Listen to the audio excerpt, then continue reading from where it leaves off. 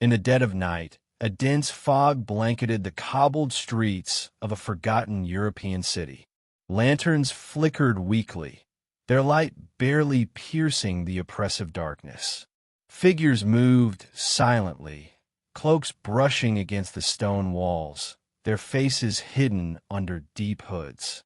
The air was thick with tension, the kind that makes a man's heart pound, not from fear of the ordinary, but from the sense that something monumental was unfolding beyond the reach of common knowledge. Somewhere in these shadowed alleyways and silent chambers, the seeds of a secret war were being sown. A battle not fought with armies in open fields, but with whispered words, hidden symbols, and invisible power. Two orders, ancient, secretive, and driven by ideals that seemed incompatible, were about to collide. The Jesuits, fiercely loyal to the Pope, were disciplined, educated, and deeply devoted to their spiritual mission. They moved through courts and kingdoms like shadows, invisible yet influential, shaping policies, molding minds, and guiding rulers according to a vision only they fully understood. On the other side stood the Freemasons, guardians of ancient mysteries, initiates of hidden knowledge, masters of secrecy. Their lodges were filled with cryptic symbols and whispered lessons, passed from one generation to the next, cultivating a network of influence that stretched across Europe and beyond. At first glance, these two worlds appeared separate, almost indifferent to one another. Yet beneath the surface, a tension simmered, a silent contest for the very soul of influence, culture, and power. It was in these quiet corridors that the first subtle maneuvers began.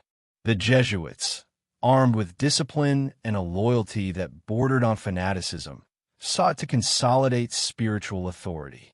They infiltrated courts, advised monarchs, and cultivated minds through education and faith. The Freemasons, however, offered an alternative, a vision of human progress guided by reason, fraternity, and the pursuit of knowledge hidden from prying eyes. Their symbols, their rituals, their coded messages were not merely ceremonial. They were tools of influence, a secret architecture of power that could shape thought and, ultimately, history itself. Imagine a room lined with bookshelves, candles burning low, the scent of ink and old parchment heavy in the air. A Jesuit priest pores over a document, knowing that each line, each word, carries the potential to sway the decisions of kings and emperors. Across town, a Freemason lodge meets under the cover of night. Initiates murmur lessons about balance, morality, and the hidden structures of the universe. Each pledge a binding commitment to a cause that most outsiders could never comprehend. In these parallel worlds, both sides understood one thing with chilling clarity. Knowledge is power, secrecy is survival, and every move has consequences beyond the comprehension of ordinary citizens. This silent war, unlike those chronicled in history books with cannons and battlefields, was fought in shadows, in whispers, in coded correspondence, and secret meetings. It was a contest of influence over the very currents of society, shaping politics, religion, and culture in ways that were invisible yet profound. Every maneuver was calculated, every alliance meticulously formed, and every betrayal carried a weight that could ripple through centuries. Ordinary people lived their lives oblivious to the undercurrents, unaware that forces far beyond their comprehension were orchestrating events that would determine the course of empires. And yet, the human element could not be ignored. Fear, ambition, devotion, and curiosity fueled every action. A Jesuit, torn between loyalty to faith and empathy for a suffering people, could hesitate, inadvertently shifting the balance. A Freemason, seduced by the allure of influence, might take a risk that exposes secrets too dangerous to be revealed. This war was deeply personal, for every act of strategy was also an act of human will, a clash of hearts and minds as much as ideologies. By the time dawn began to creep over the rooftops, the city appeared calm, innocent of the nocturnal conspiracies that had shaped its fate. But the storm had only begun. Across Europe, corridors of power were quietly restructured, decisions were influenced without notice, and alliances were forged and broken in silence. The Jesuits and Freemasons moved like invisible tides, shaping the continent in ways that would take decades to uncover, if ever. Every symbol etched in stone, every whispered word in a shadowed hall, was part of a larger design, a silent storm that would rage for centuries. And here, in this moment, we find ourselves at the precipice of understanding. We are drawn into a story not of open battle, but of clandestine influence, of minds and hearts locked in a struggle whose echoes still resonate today. The question lingers: what secret was so dangerous that it had to be protected with such fervor, hidden with such care, and defended across generations without ever stepping into the light? The answer, buried in archives, encoded rituals, and the lives of those who dared to wield hidden power, begins tonight. The war between the Jesuits and Freemasons is not one of history's footnotes. It is a story of ambition, faith, knowledge, and secrecy, a silent conflict that shaped the world in ways we are only beginning to understand. And so, as the first light of dawn casts long shadows across empty streets, we step into the mystery, knowing that every revelation will be tinged with both awe and unease. Every secret uncovered will lead to another, deeper, darker, and more profound. The storm has begun, and its winds are invisible, but their impact is undeniable. Long before the streets of Europe were lit by lanterns and the grand courts echoed with the chatter of monarchs, two orders emerged from the shadows, each with a vision that would shape the world in secret. The Jesuits, formerly known as the Society of Jesus, were born in the fires of religious upheaval, a time when Europe was convulsed by the Reformation. Founded by Ignatius of Loyola, a man whose devotion was both fierce and disciplined, the Jesuits pledged themselves to a life of obedience, education, and the spread of faith. Their goal was simple, yet profound: to guide souls, influence rulers, and preserve a vision of order in a world teetering on chaos. But the methods they adopted, secret missions, covert influence, and meticulous networks of intelligence, hinted at a complexity far beyond simple devotion. At the same time, a very different kind of brotherhood was taking root in obscure lodges and hidden chambers: the Freemasons. Their origins are shrouded in mystery, with threads linking them to medieval stonemasons, ancient mystery schools, and perhaps even secret knowledge passed down through centuries. Unlike the Jesuits, whose loyalty was to God and the Pope, the Freemasons sought knowledge, enlightenment, and fraternity, teaching lessons of morality, reason, and human potential through ritual and symbolism.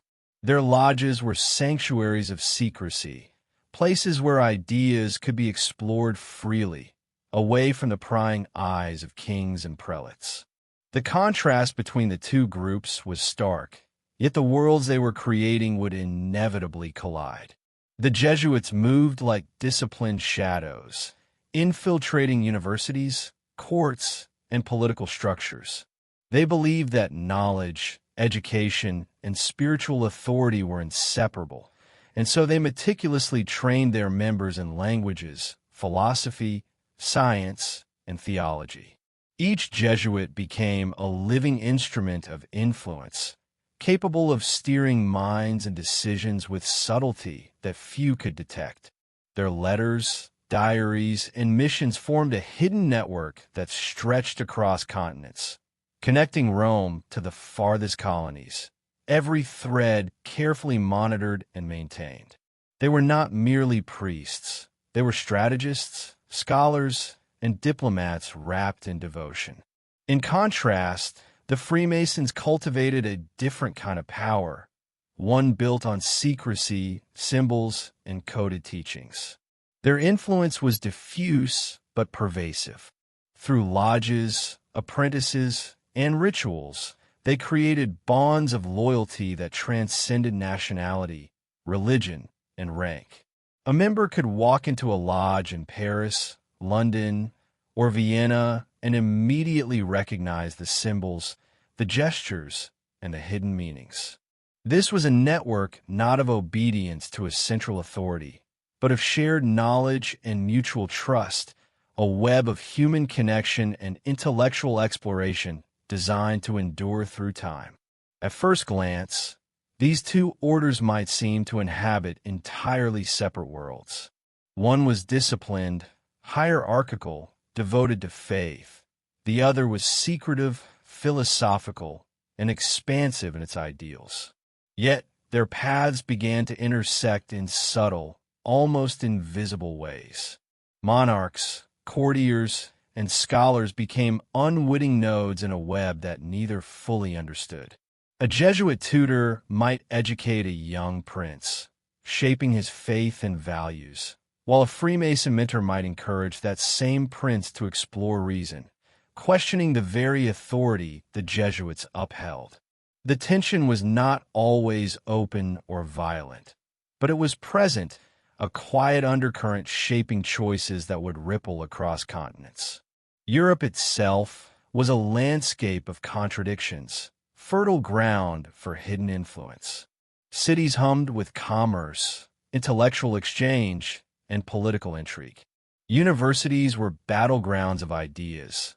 Churches were fortresses of doctrine, and the streets whispered of conspiracies only the initiated could understand. It was in these layered environments that the Jesuits and Freemasons quietly expanded their reach, sometimes in harmony, often in tension. Each step they took, each mind they influenced, was a move on a board whose rules were known only to them. The human stories behind these orders reveal the stakes of this silent struggle. Ignatius of Loyola, once a soldier wounded in battle, transformed his pain into purpose, envisioning a disciplined army of intellect and faith capable of shaping the world. Freemason founders, often anonymous or hidden behind layers of ritual, understood that knowledge was power, but power required secrecy. Each individual became both pawn and player in a larger game whose contours were hidden from ordinary eyes. Courage, loyalty, and ambition intertwined, making every act significant, every choice potentially world-altering. Even more remarkable was the way these orders leveraged secrecy. Jesuits operated under strict vows, maintaining confidentiality about their missions, yet they left behind traces, letters, diaries, and reports meant to guide successors. Freemasons encoded knowledge in symbols, architecture, and ritual, preserving it from inquisitors and political enemies alike. Both orders understood that visibility could be fatal. Power was safest when it remained hidden.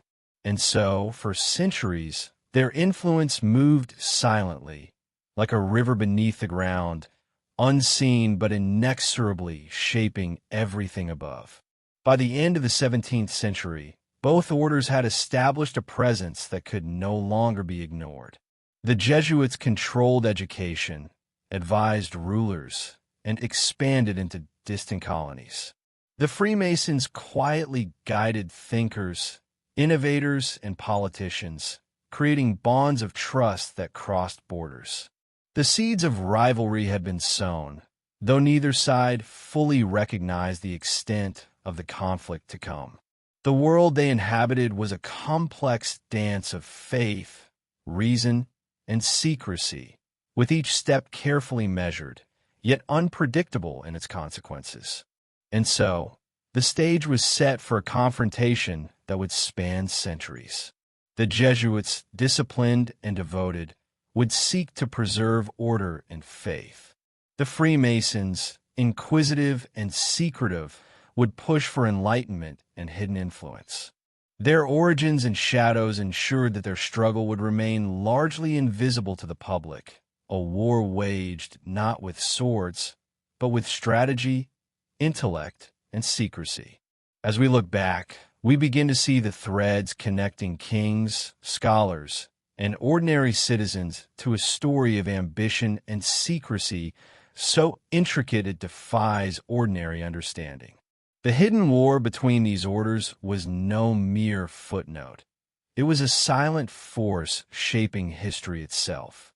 By the mid-17th century, Europe had become a chessboard of influence, where kings, popes, and philosophers moved pieces unaware that two secretive powers were quietly shaping the rules. The Jesuits and the Freemasons, though originating from distinct visions, had begun to extend their reach far beyond the confines of their lodges and seminaries.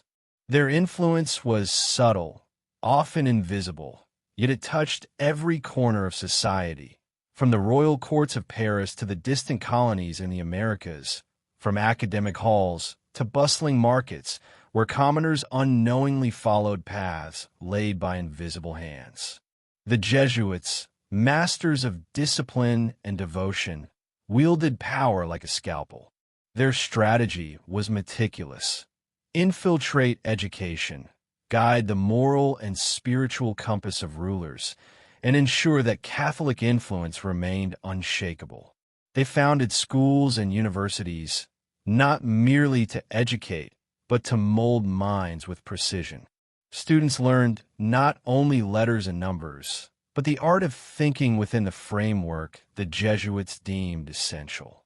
Each Jesuit tutor, missionary, or advisor carried the weight of centuries of strategy, acting simultaneously as teacher, confidant, and agent of influence. Monarchs might consult them on matters of faith, diplomacy, or war, unaware that each recommendation subtly steered policy in a direction preordained by a carefully constructed network of allegiance and knowledge. The Freemasons, in contrast, cultivated influence through a different lens: secrecy and symbolic connection. Lodges became centers where ideas flourished under the protection of ritual. Knowledge was encoded in geometry, symbols, and allegories, meant to guide initiates toward enlightenment and moral understanding. Each Freemason formed bonds of loyalty and trust with fellow members across borders. Unlike the Jesuits, their influence was decentralized, a network of human connections rather than hierarchical command. Through mentorship, fellowship, and subtle persuasion, the Freemasons touched the hearts and minds of leaders, thinkers, and innovators, often leaving no trace of their guidance beyond the ripple effects of decisions influenced by their presence. It is in this contrast that the tension began to simmer. The Jesuits relied on hierarchical discipline, obedience, and religious authority, while the Freemasons thrived on voluntary loyalty, philosophical discourse, and the hidden sharing of knowledge. Both, however, understood the same fundamental truth: power is most effective when invisible. Open confrontation was dangerous, both politically and spiritually. Wars of ideology, subtle maneuvering, and clandestine operations became the preferred battlefield, where the stakes were not mere territories, but the hearts, minds, and very souls of Europe itself. The human element added an unpredictable layer to the struggle. Jesuit advisors occasionally confronted moral dilemmas when loyalty to faith conflicted with compassion for the people they served. A missionary in a distant colony might witness injustice and question the limits of obedience, weighing the directives of the order against the needs of the innocent. Similarly, Freemasons, in their pursuit of enlightenment, sometimes faced choices where secrecy conflicted with conscience. To reveal too much risked exposure, yet to remain silent could mean complicity in injustice. The tension between loyalty, morality, and ambition became a recurring motif, turning historical influence into deeply personal narratives that history books rarely record. The reach of these orders extended to unexpected corners. Jesuits advised monarchs on treaties and wars, subtly influencing decisions that would shape entire nations. Their letters and reports formed intricate networks of communication, a secret intelligence system long before the term spy network existed. Meanwhile, Freemasons quietly mentored political thinkers, scientists, and explorers, offering guidance and fostering connections that facilitated technological progress, diplomatic alliances, and philosophical revolutions. Where Jesuits moved through obedience and loyalty, Freemasons moved through trust and shared understanding, and the intersections between the two often produced friction, rivalry, and occasional collaboration. Consider the delicate dance of influence in a royal court. A Jesuit tutor whispers counsel to a young prince, steering his moral and spiritual development. Across the city, a Freemason advisor discreetly encourages reason, questioning, and independent thought. The prince may never realize that his perspectives, his choices, and even his eventual policies are being quietly molded by two invisible hands, each with different goals, methods, and visions of society. These twin currents of influence flowed through the veins of Europe, shaping decisions in ways that were imperceptible yet profound, leaving traces only for those daring enough to search beneath the surface. Architecture, art, and literature also became tools of influence. Jesuits commissioned churches, statues, and paintings that not only inspired devotion, but conveyed subtle messages about authority, morality, and spiritual hierarchy. Freemasons, meanwhile, embedded coded symbols and geometric designs in buildings, monuments, and manuscripts, leaving clues that guided initiates and connected minds across space and time. Both orders understood that human perception could be molded not just through words, but through the environment itself, shaping culture in ways that outlasted individual lifetimes. The stakes of these invisible rivalries became increasingly evident when political crises erupted. A Jesuit-influenced monarch might oppose certain reforms, guided by spiritual counsel, while a Freemason-influenced advisor encouraged innovation, reason, and sometimes rebellion. These quiet conflicts played out across negotiations, court intrigues, and intellectual debates, creating a tension that shaped revolutions, treaties, and societal transformations. What history records as the clash of empires or the march of ideas often had, at its heart, this hidden interplay of secret influence. Yet perhaps the most remarkable aspect of this brotherhood of influence was its resilience. Neither order relied solely on immediate power. Jesuits meticulously trained members to ensure that their mission endured across generations. Freemasons safeguarded knowledge through ritual and symbolism, passing lessons from one initiate to the next, creating a continuity of influence that spanned centuries. Both understood that true power was not measured by conquest or visibility, but by the ability to shape events subtly, invisibly, and enduringly. And so, Europe became a landscape not only of visible wars and political maneuvering, but of hidden currents, invisible architects shaping the future in silence. The Jesuits and Freemasons, bound by different philosophies but united by a mastery of secrecy and influence, created a drama that would span continents, centuries, and generations. The collision of faith, reason, loyalty, and ambition set the stage for conflicts and alliances whose impact we can still feel today.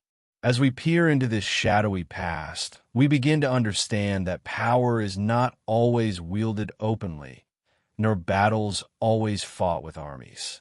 Influence can be invisible, its effects profound, and its consequences eternal.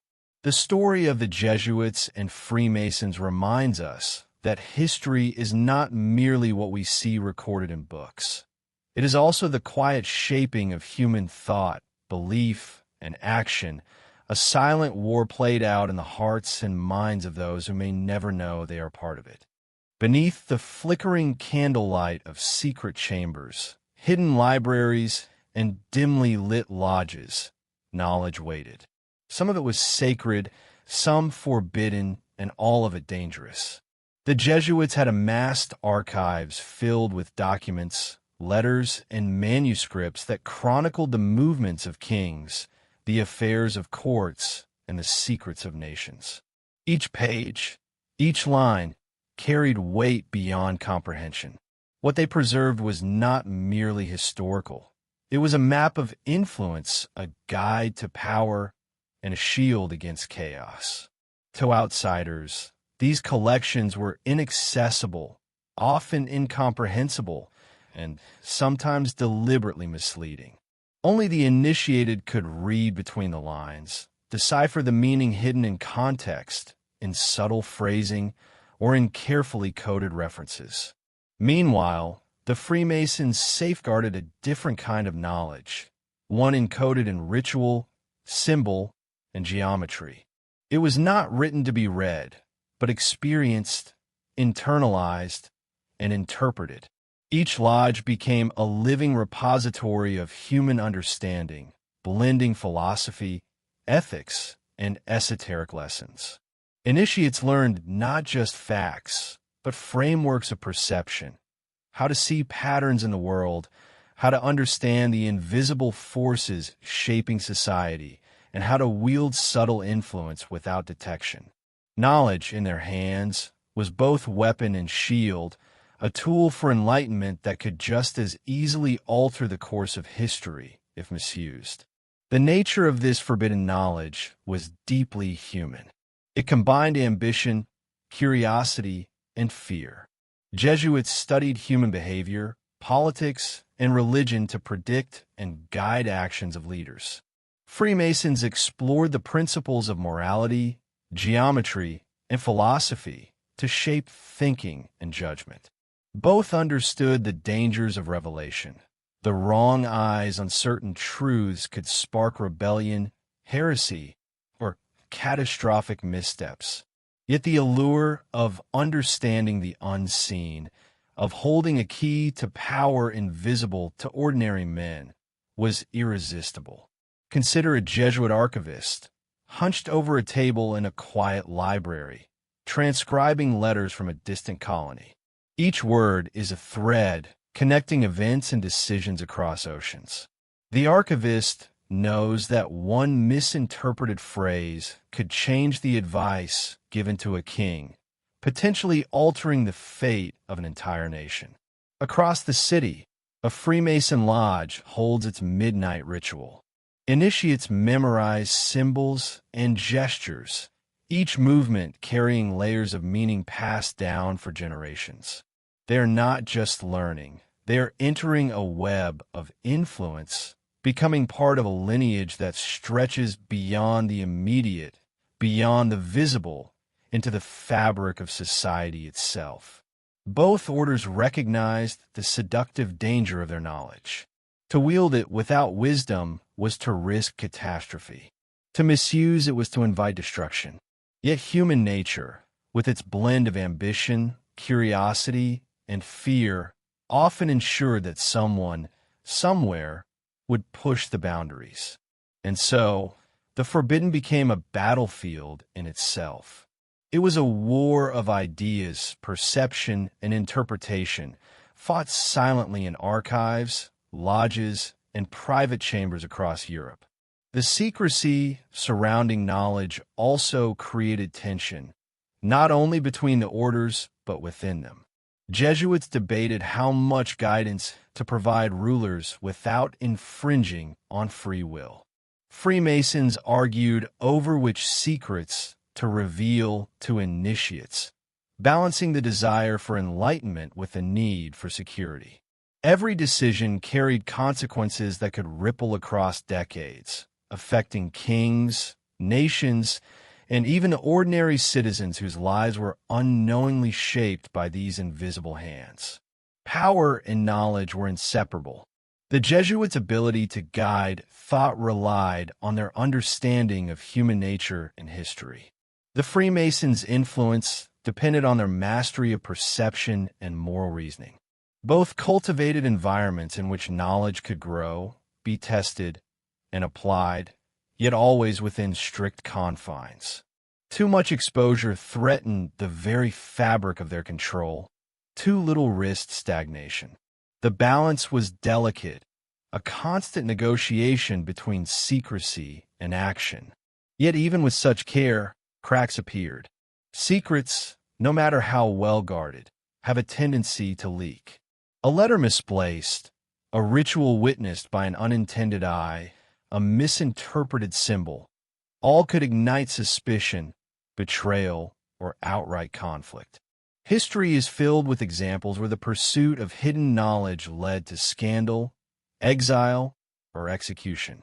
And in each case, the ripple effect extended far beyond the immediate players, influencing political decisions, religious authority, and cultural development. The emotional dimension of this forbidden knowledge cannot be overstated. For those who possessed it, there was awe, power, and burden in equal measure. Jesuits bore the responsibility of guiding souls and influencing rulers, often at great personal sacrifice. Freemasons carried the weight of secrets that could illuminate or destroy, shaping minds without revealing the source of their guidance.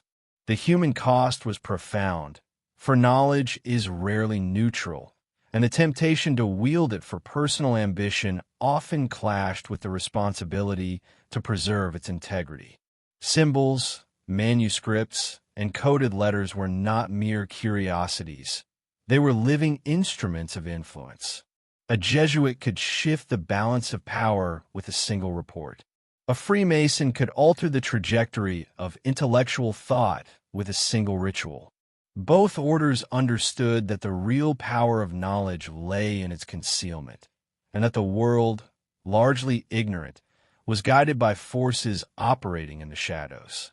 Every document, every symbol, every whisper contained the potential to change history without a single sword being drawn. And so, the stage was set for a silent war fought over knowledge itself. Jesuits and Freemasons were not enemies simply for ideology. They were competitors in the possession, protection, and application of information too powerful to be left unguarded. This war was subtle, psychological, and invisible, yet shaped events on a scale that few could comprehend. Every hidden chamber, every secret letter, and every symbolic gesture became a thread in a web that bound Europe's leaders, thinkers, and ordinary citizens alike. As night falls over these secretive chambers, we realize that what was at stake was more than influence. It was understanding, control, and the very future of societies. The forbidden knowledge, meticulously guarded and carefully wielded, became the weapon and shield of a silent war, whose effects reverberate even today. The question lingers: what truths, hidden in the shadows of Jesuit archives and Masonic lodges, might still change the way we see history, faith, and the invisible forces that shape the world? High within the fortified walls of the Vatican, the air was thick with incense and intrigue. Portraits of popes long dead stared down from gilded frames, their eyes silent witnesses to centuries of whispered counsel, secret alliances, and invisible battles. The Jesuits, bound by absolute loyalty to the papacy, operated at the very heart of this labyrinth of power. Their mission was clear: guide, protect, and expand the influence of the Church, often by means so subtle that the world outside the Vatican gates would remain entirely unaware. Yet even within these sacred halls, where faith and authority intertwined, tension simmered, for power rarely remains unchallenged, and the Jesuits' growing influence had begun to draw the wary gaze of rival powers. From their earliest days, Jesuits were trained not only in theology, but in the art of political navigation. They understood that influence could not always be wielded through edicts or sermons. The papal shadow extended through diplomacy, education, and strategic counsel. Jesuits advised monarchs, negotiated treaties, and mediated disputes, often cloaking their true intentions in layers of piety and prudence.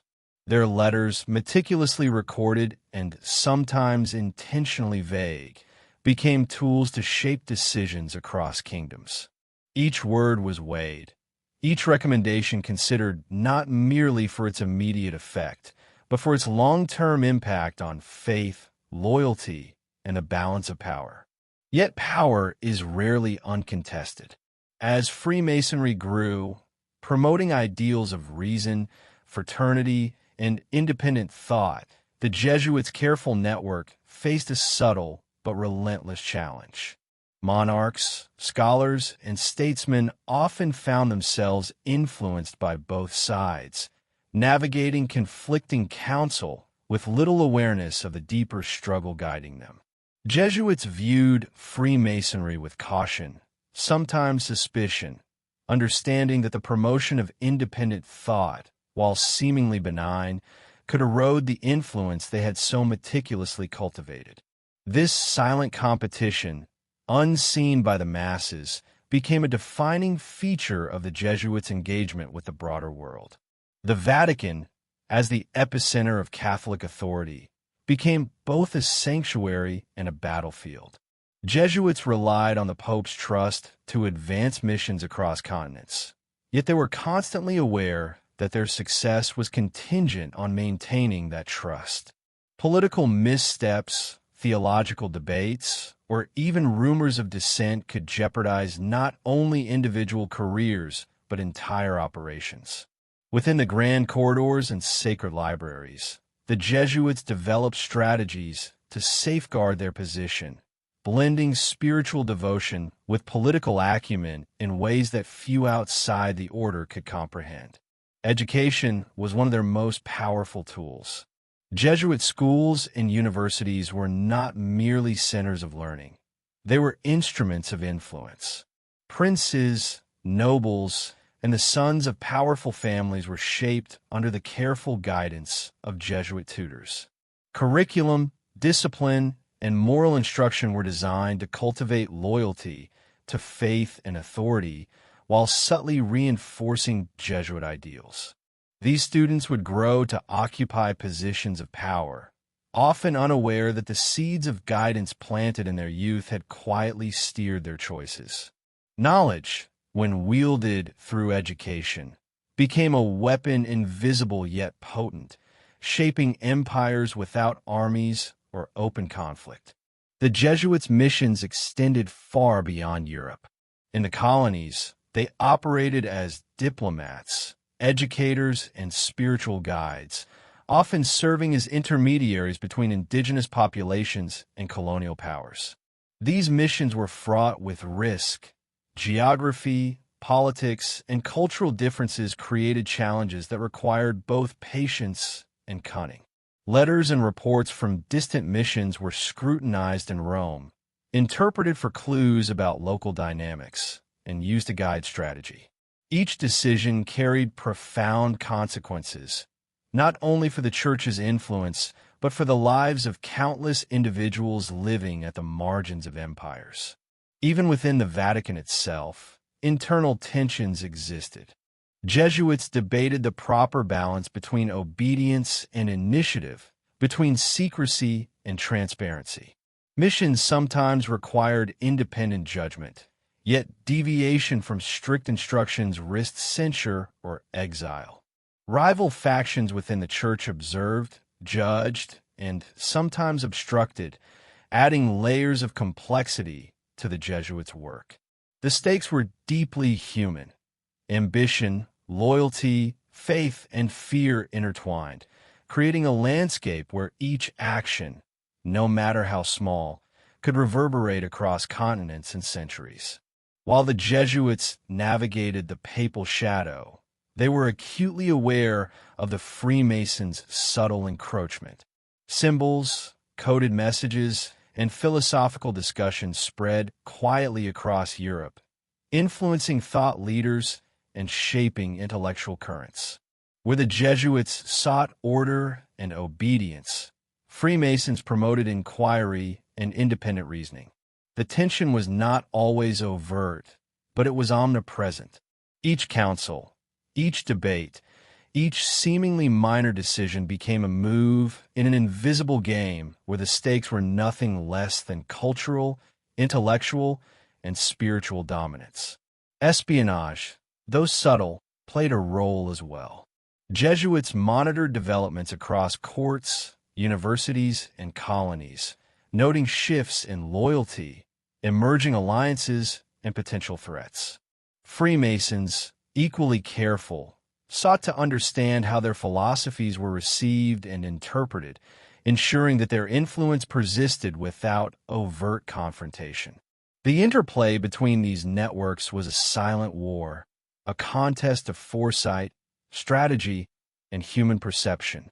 Every maneuver, every insight could tip the balance, and yet the world outside remained largely oblivious to the stakes at play. Ultimately, the papal shadow was both protector and battlefield. It offered the Jesuits unparalleled access to authority and influence, yet it demanded vigilance, discipline, and discretion. Each Jesuit, from the novice to the seasoned advisor, carried a dual responsibility to the Church and to the strategy of influence that the order had cultivated over decades. Success required intellect, intuition, and unwavering commitment. Failure, even momentarily, could have consequences far beyond the individual, altering the course of nations, colonies, and history itself. And so, as candlelight flickered over Vatican walls and a murmur of prayers mingled with whispered counsel, the Jesuits continued their work, shaping decisions, guiding rulers, and defending their hidden empire of influence. The papal shadow was not merely a source of authority. It was a lens through which history itself could be steered, manipulated, and preserved. Yet for all its power, the shadow could not blind the order to the subtle, persistent presence of Freemasonry, whose ideals of secrecy and reason threatened to shift the balance in ways even the most disciplined Jesuit could not predict. In this interplay of faith, intellect, and secrecy, we begin to glimpse the profound stakes of this silent war. It was not fought with armies, swords, or cannons, but with counsel, symbols, and hidden knowledge. Every choice, every suggestion, and every act of loyalty carried weight far beyond immediate perception. And in understanding the papal shadow, we start to see the true scale of the Jesuits' reach, a power invisible to most, yet capable of shaping the destiny of nations and the course of history itself. By the dawn of the 18th century, Europe was awakening. Ideas once whispered in obscure lodges and private study chambers began to seep into salons, universities, and public discourse. The Enlightenment, a movement of reason, science, and intellectual exploration, promised a new understanding of the world. Knowledge was no longer solely the domain of the devout or the secretive. It was becoming accessible, and with accessibility came power, power that threatened to unsettle centuries of carefully structured influence. For the Jesuits, whose authority relied on guiding rulers, shaping morality, and preserving the Church's dominance. This wave of rational inquiry was both fascinating and alarming. It offered opportunities to teach, influence, and engage, but also the risk of ideas spreading beyond control. Freemasons, whose lodges had long fostered discussion, debate, and philosophical exploration, found themselves at the heart of this intellectual storm. Their ideals, reason, liberty, fraternity, aligned closely with the Enlightenment, giving them access to thinkers, politicians, and innovators who were eager to explore the boundaries of knowledge. Yet the influence of Freemasonry was subtle. It did not seek to dominate through authority, but to guide quietly, embedding principles of critical thought and moral reasoning in those capable of shaping society. The tension with the Jesuits became increasingly pronounced. One sought to preserve order through devotion and discipline, the other to liberate minds through inquiry and shared understanding. Imagine a Parisian salon bathed in candlelight. Philosophers argue over the nature of government. Scientists debate the laws of the cosmos, and artists push the boundaries of imagination. Among them, a Freemason might listen quietly, offering subtle encouragement or a symbolic reference that shifts the course of discussion. Across town, a Jesuit advisor observes the same currents, concerned about the spread of ideas that might challenge faith or destabilize authority. Each movement of thought, each argument, becomes a battlefield in a war fought not with armies, but with ideas, influence, and persuasion. The Enlightenment threatened the Jesuits in ways more insidious than outright rebellion. Knowledge, once contained, was now circulating. Reasoning could challenge faith, and discussion could erode obedience. Jesuits responded with both caution and strategy. They doubled down on education, seeking to ensure that young minds were equipped not only with intellect, but with the moral and spiritual compass the order deemed essential. Missionaries and scholars were dispatched to engage with emerging scientific discoveries and philosophical debates, learning enough to guide interpretation, yet cautious not to allow Enlightenment ideals to spread unchecked. The goal was subtle: shape understanding without revealing the hand that guided it.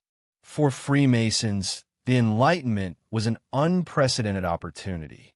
The lodges, already incubators of secret knowledge, became conduits for rational thought and ethical discourse. Members engaged with the brightest minds of their time, disseminating ideas through mentorship, debate, and symbolic teaching. The challenge, however, was maintaining secrecy while influencing change. Every gesture, every lesson, carried the potential to alter society, yet exposure could provoke backlash, distrust, or even persecution. The delicate balance of guidance without revelation became a hallmark of Freemasonic strategy. This era also illuminated the human dimension of the Silent War. Individuals within both orders faced personal dilemmas that could alter the course of influence. A Jesuit scholar, enamored with new discoveries in science, might wrestle with how to integrate knowledge without undermining doctrine. A Freemason, committed to reason, might confront ethical challenges when guiding political leaders whose decisions had profound consequences. Ambition, morality, and loyalty intertwined in a complex dance, making the battle of ideas both deeply personal and profoundly consequential. The stakes extended far beyond Europe's salons. Colonial territories, embassies, and trading hubs became theaters where Enlightenment thought and Jesuit influence intersected.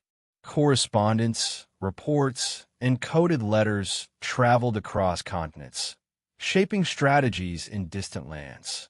Jesuits carefully monitored these developments, sending envoys to engage with colonial authorities and intellectual circles. Freemasons, in parallel, fostered connections with explorers, scientists, and statesmen, ensuring that ideas of liberty, reason, and fraternity would ripple subtly through society. The silent war, once largely confined to Europe, had begun to echo across the globe. Conflict rarely erupted openly, yet tensions were palpable. A Jesuit could find his guidance subtly opposed by Freemason-influenced thinkers, prompting recalibration of strategy. Freemasons, equally cautious, learned to anticipate resistance, carefully navigating a world where faith, tradition, and power were still deeply entwined. Every debate, every publication, every influence became a calculated move in an invisible game whose outcome remained uncertain. The Enlightenment, while celebrated as a period of reason, was also a battlefield where ideologies, allegiances, and human ambition collided in shadows, shaping history behind the scenes. Ultimately, the Enlightenment threat underscored the fragility of influence. Knowledge, when left unchecked, could empower or destabilize. Secrecy could preserve or limit. The Jesuits and Freemasons, each in their own way, sought to control the currents of change, aware that the consequences of miscalculation were immense. Their strategies reflected centuries of experience, yet the human element, the passions, fears, and ambitions of individuals, remained unpredictable. History, it seemed, was a canvas upon which both orders painted in invisible strokes, their influence imperceptible to most, yet undeniable in its impact. By the century's end, it was clear that Europe was no longer a passive stage for religious authority or philosophical inquiry. Ideas were weapons, influence was silent, and power was increasingly determined by the ability to navigate the subtle currents of thought.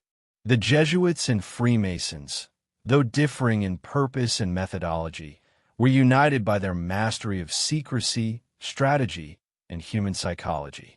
Their struggle, largely invisible, was shaping empires, guiding revolutions, and molding minds in ways the world would only come to understand centuries later. As we consider this period, we realize that the Enlightenment was not only an era of reason. It was a crucible testing the capacity of hidden networks to adapt, endure, and influence. The Jesuits, disciplined and devoted, and the Freemasons, secretive and strategic, stood at the center of a silent war whose effects reached far beyond their immediate perception. Every idea, every conversation, and every clandestine encounter became part of a vast, invisible tapestry, connecting centuries of thought, action, and influence in a struggle that was as human as it was historical. Across Europe, two worlds of influence coexisted, separated by intent but connected by ambition. On one side were the Jesuit seminaries, sanctuaries of discipline, intellect, and devotion. On the other, Freemason lodges, secretive hubs of philosophy, ritual, and coded knowledge. At first glance, these institutions might seem worlds apart, one devoted to faith, obedience, and spiritual formation, the other to reason, symbolism, and ethical exploration. Yet both were crafted with precision, designed to mold minds, cultivate loyalty, and create generations capable of wielding influence far beyond what ordinary people could perceive. Jesuit seminaries were not ordinary schools. From the moment novices entered, they were immersed in a regime that demanded obedience, intellectual rigor, and moral discipline. Each day was structured, each lesson calculated to shape thought and character simultaneously. Latin, theology, philosophy, and rhetoric were interwoven with lessons in strategy, ethics, and diplomacy. Pupils were trained not just to understand the world, but to anticipate it, to navigate the intricate currents of power, and to guide others without them ever realizing it. Every assignment, every discussion, every reflection was a step toward mastering the art of invisible influence. Freemason lodges, in contrast, operated in secrecy, relying on ritual, symbolism, and allegory to transmit knowledge. Initiates learned the language of signs, gestures, and coded texts, which allowed them to communicate complex ideas without exposure. The lessons were not purely intellectual. They were transformative, shaping moral reasoning, ethical judgment, and perceptive understanding. Members were not forced into loyalty, but cultivated it through trust, shared values, and the subtle power of belonging. These lodges became networks, connecting thinkers, politicians, and innovators across regions, often influencing decisions that would ripple through society without leaving any trace of their origin. The contrast between the Jesuit and Masonic approaches highlights the nature of their silent war. Jesuits relied on structure, hierarchy, and devotion. Freemasons relied on trust, interpretation, and discretion. Both understood the central truth of influence. Power is most effective when invisible. While Jesuit seminaries shaped the minds of rulers and clergy, Masonic lodges nurtured philosophers, statesmen, and intellectuals. Together, they were operating on parallel tracks, sometimes intersecting, sometimes conflicting, yet always weaving a complex web of human thought and action that few outside their circles could discern. Consider the human experience within these institutions. A Jesuit novice spends years under strict guidance, internalizing not only doctrine, but the art of persuasion, observation, and subtle counsel. The discipline is demanding. Mistakes are instructive, and loyalty is absolute. In parallel, a Freemason initiate navigates complex rituals, decoding symbols whose meanings shift with perspective, learning to discern patterns, and exercising judgment in secret deliberations. Both journeys are transformative, shaping perception, ethics, and intellect in ways that prepare each individual to operate in worlds of hidden influence. These institutions also served as centers of information. Jesuit seminaries maintained vast libraries, archives, and correspondence networks that connected Rome to cities, colonies, and courts across the globe. Letters, diaries, and reports provided intelligence, not merely for academic purposes, but for strategic action. Freemason lodges, though decentralized, fostered networks of communication across nations, transmitting philosophical and moral guidance subtly through mentorship, letters, and personal influence.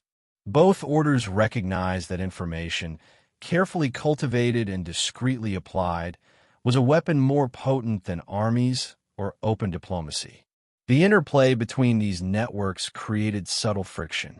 Jesuits occasionally encountered Masonic ideas infiltrating the intellectual spheres they sought to guide.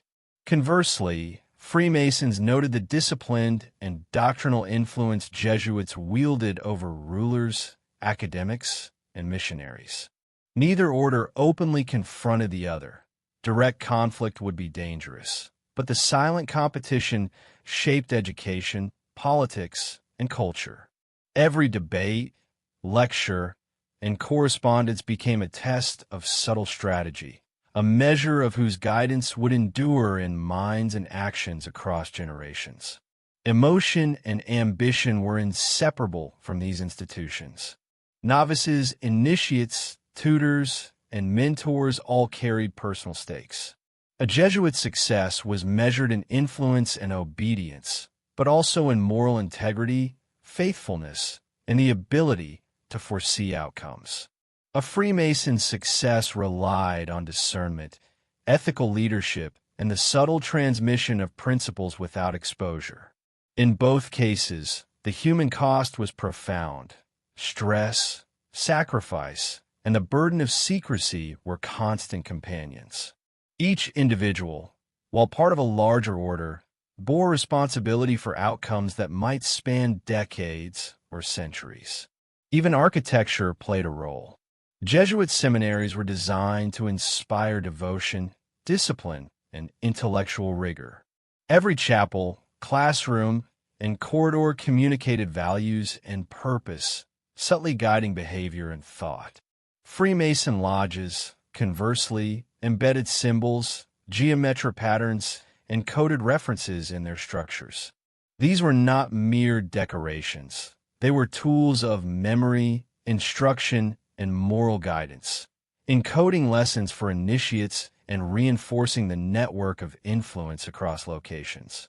The impact of these institutions extended far beyond their walls. Jesuits shaped the spiritual and political character of rulers, advisors, and clergy, influencing decisions that affected millions. Freemasons cultivated thinkers and innovators, whose philosophical and ethical guidance subtly shifted societies. The combined effect was profound: education and ritual, discipline and philosophy, faith and reason, all operating invisibly to guide the trajectory of history. By the mid-18th century, the Jesuit seminaries and Masonic lodges had become dual engines of influence, each operating according to its philosophy, but inevitably intersecting in the human and intellectual spheres of Europe. Their silent war was ongoing, intricate, and deeply consequential. Each institution nurtured generations of individuals capable of subtlety, strategy, and ethical judgment, ensuring that their influence persisted far beyond immediate observation.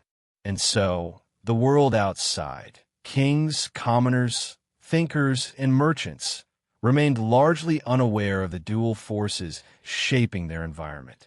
Every lecture, ritual, or decision within seminaries and lodges contributed to a tapestry of influence, stretching across borders and generations.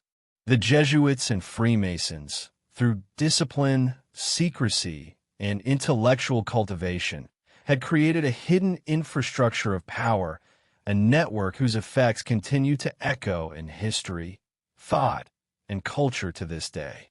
Even as Europe flourished under the twin forces of faith and reason, a quiet tension simmered beneath the surface. Jesuits and Freemasons, each wielding influence in their own manner, occasionally crossed paths in subtle, almost imperceptible ways. These encounters were rarely violent or overt, yet the rivalry was profound, driven by conflicting philosophies, methods, and ultimate goals. The Jesuits sought to preserve order through loyalty, discipline, and obedience. The Freemasons sought to expand the reach of reason, fraternity, and independent thought.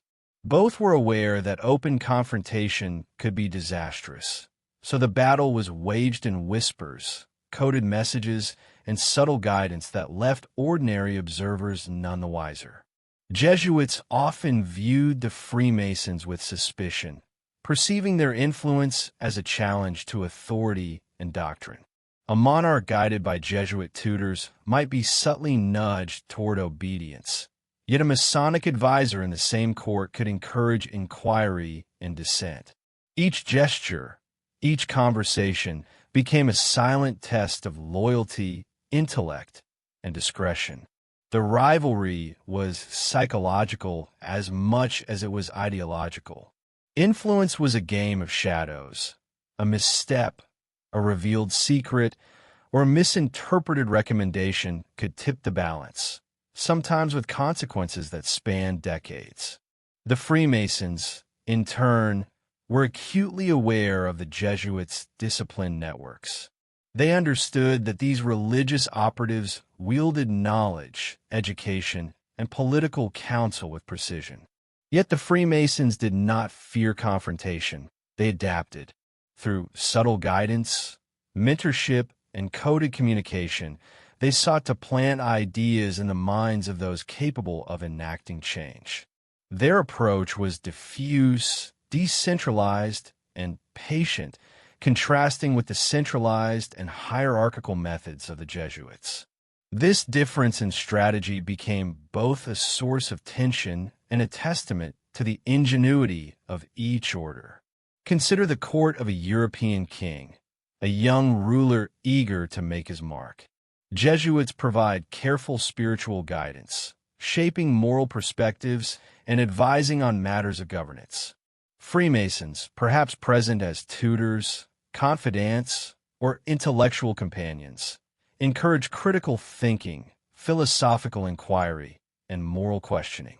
The king, unaware of the dual influences, navigates his decisions as if independently, yet every policy, treaty, or decree is subtly shaped by these invisible hands. The rivalry between orders becomes not a matter of open hostility, but a nuanced struggle over perception, judgment, and the shaping of thought. The human element magnified the complexity. Individuals loyal to one order sometimes face temptation or curiosity about the other, encountering ideas that challenge their worldview. Jesuit missionaries might secretly admire Masonic logic, while Freemasons could recognize the effectiveness of Jesuit discipline. These internal conflicts, though hidden, shaped behavior, decisions, and alliances. Loyalty, morality, ambition, and curiosity intertwined, creating a web of human dynamics that made the rivalry both unpredictable and deeply compelling. Information became the battlefield. Jesuits relied on meticulous documentation, letters, and intelligence networks to maintain control and anticipate challenges. Freemasons relied on symbols, codes, and oral tradition to influence discreetly while avoiding exposure. Both understood the stakes. Information could empower or destroy, enlighten or mislead. The balance between revelation and concealment was delicate. A single misinterpreted message could undermine months of careful strategy, altering the trajectory of individuals, courts, and even nations. Even geography played a role. Jesuits moved strategically through universities, seminaries, and courts, ensuring that their influence was concentrated where it mattered most. Freemasons created networks across lodges, cities, and nations, allowing ideas to spread subtly, connecting thinkers and innovators in ways that avoided direct confrontation but amplified their reach. These overlapping spheres of influence created tension, forcing both orders to constantly adapt their strategies while remaining largely invisible to the wider world. The stakes were profound. This rivalry in silence shaped history without ever appearing on the surface. Revolutions, treaties, colonial policies, and cultural transformations were all subtly influenced by the interplay between Jesuit order and Masonic networks. Ordinary citizens, even kings, often remained unaware that their choices were guided, in part, by this invisible struggle. Yet the consequences were tangible, resonating across generations, shaping societies, and leaving a legacy that continues to ripple today. Emotion intensified the rivalry. Jesuits experienced the burden of faith and responsibility, knowing that each act of guidance carried moral and spiritual weight. Freemasons navigated ethical challenges in influencing minds without exposure, balancing ambition, loyalty, and secrecy. Both orders were deeply human in their struggles, and their silent contest reflected the timeless tension between control and freedom, faith and reason, secrecy and revelation. By the late 18th century, it became clear that this silent rivalry was no longer confined to individual minds or courts. Its effects rippled through the intellectual, political, and spiritual landscape of Europe.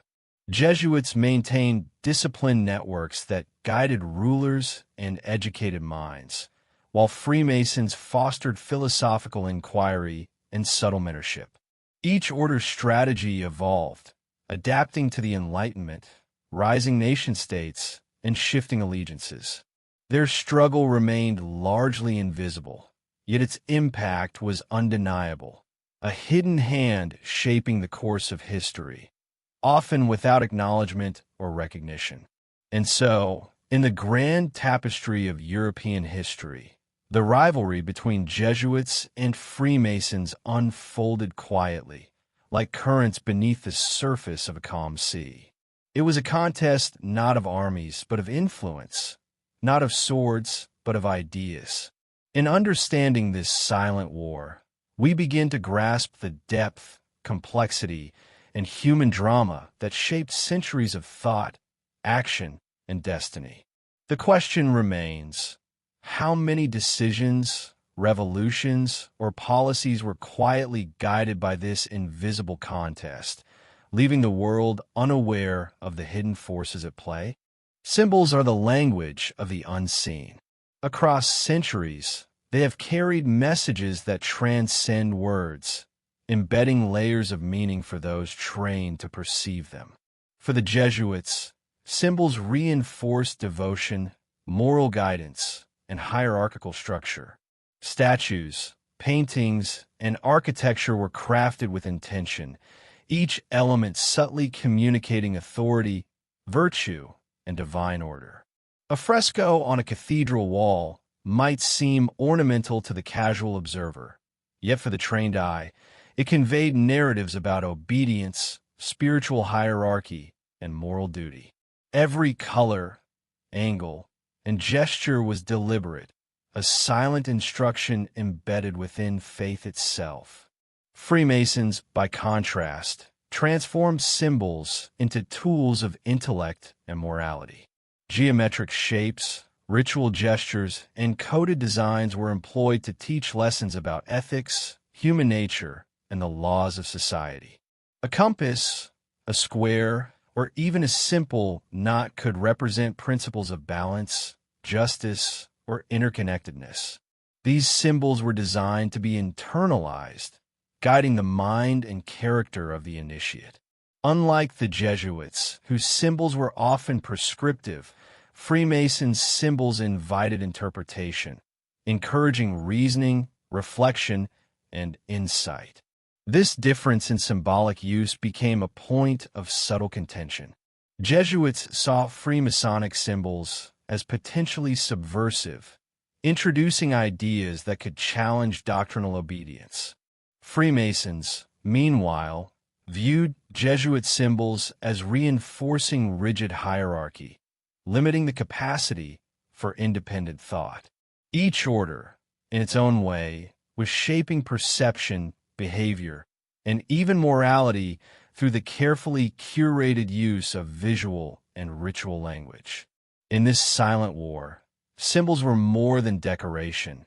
They were instruments of influence, encoded with the power to shape minds and ultimately history. Consider a Jesuit student in a seminary chapel. Every detail, the placement of statues, the angle of sunlight through stained glass, the iconography on the altar, reinforces lessons in morality, obedience, and virtue. The Jesuit teaches explicitly, but the environment itself is an unspoken instructor, guiding thought and shaping behavior. The student internalizes these lessons, which later manifest in decisions made in courts, missions, or political councils. Influence is thus embedded not only in instruction, but in the very space one occupies, a silent architect of loyalty and judgment. In a Freemason lodge, a novice learns to read symbols that carry philosophical weight. The compass represents measured judgment, the square, moral integrity, the pillars, wisdom and strength. Each symbol is a key, unlocking lessons about balance, ethics, and reasoning. Initiates practice rituals, memorize sequences, and interpret allegories, gradually internalizing principles that will guide action throughout their lives.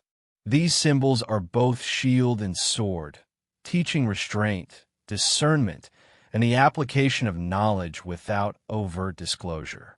The human mind, remarkably receptive to symbolism, became the primary battlefield.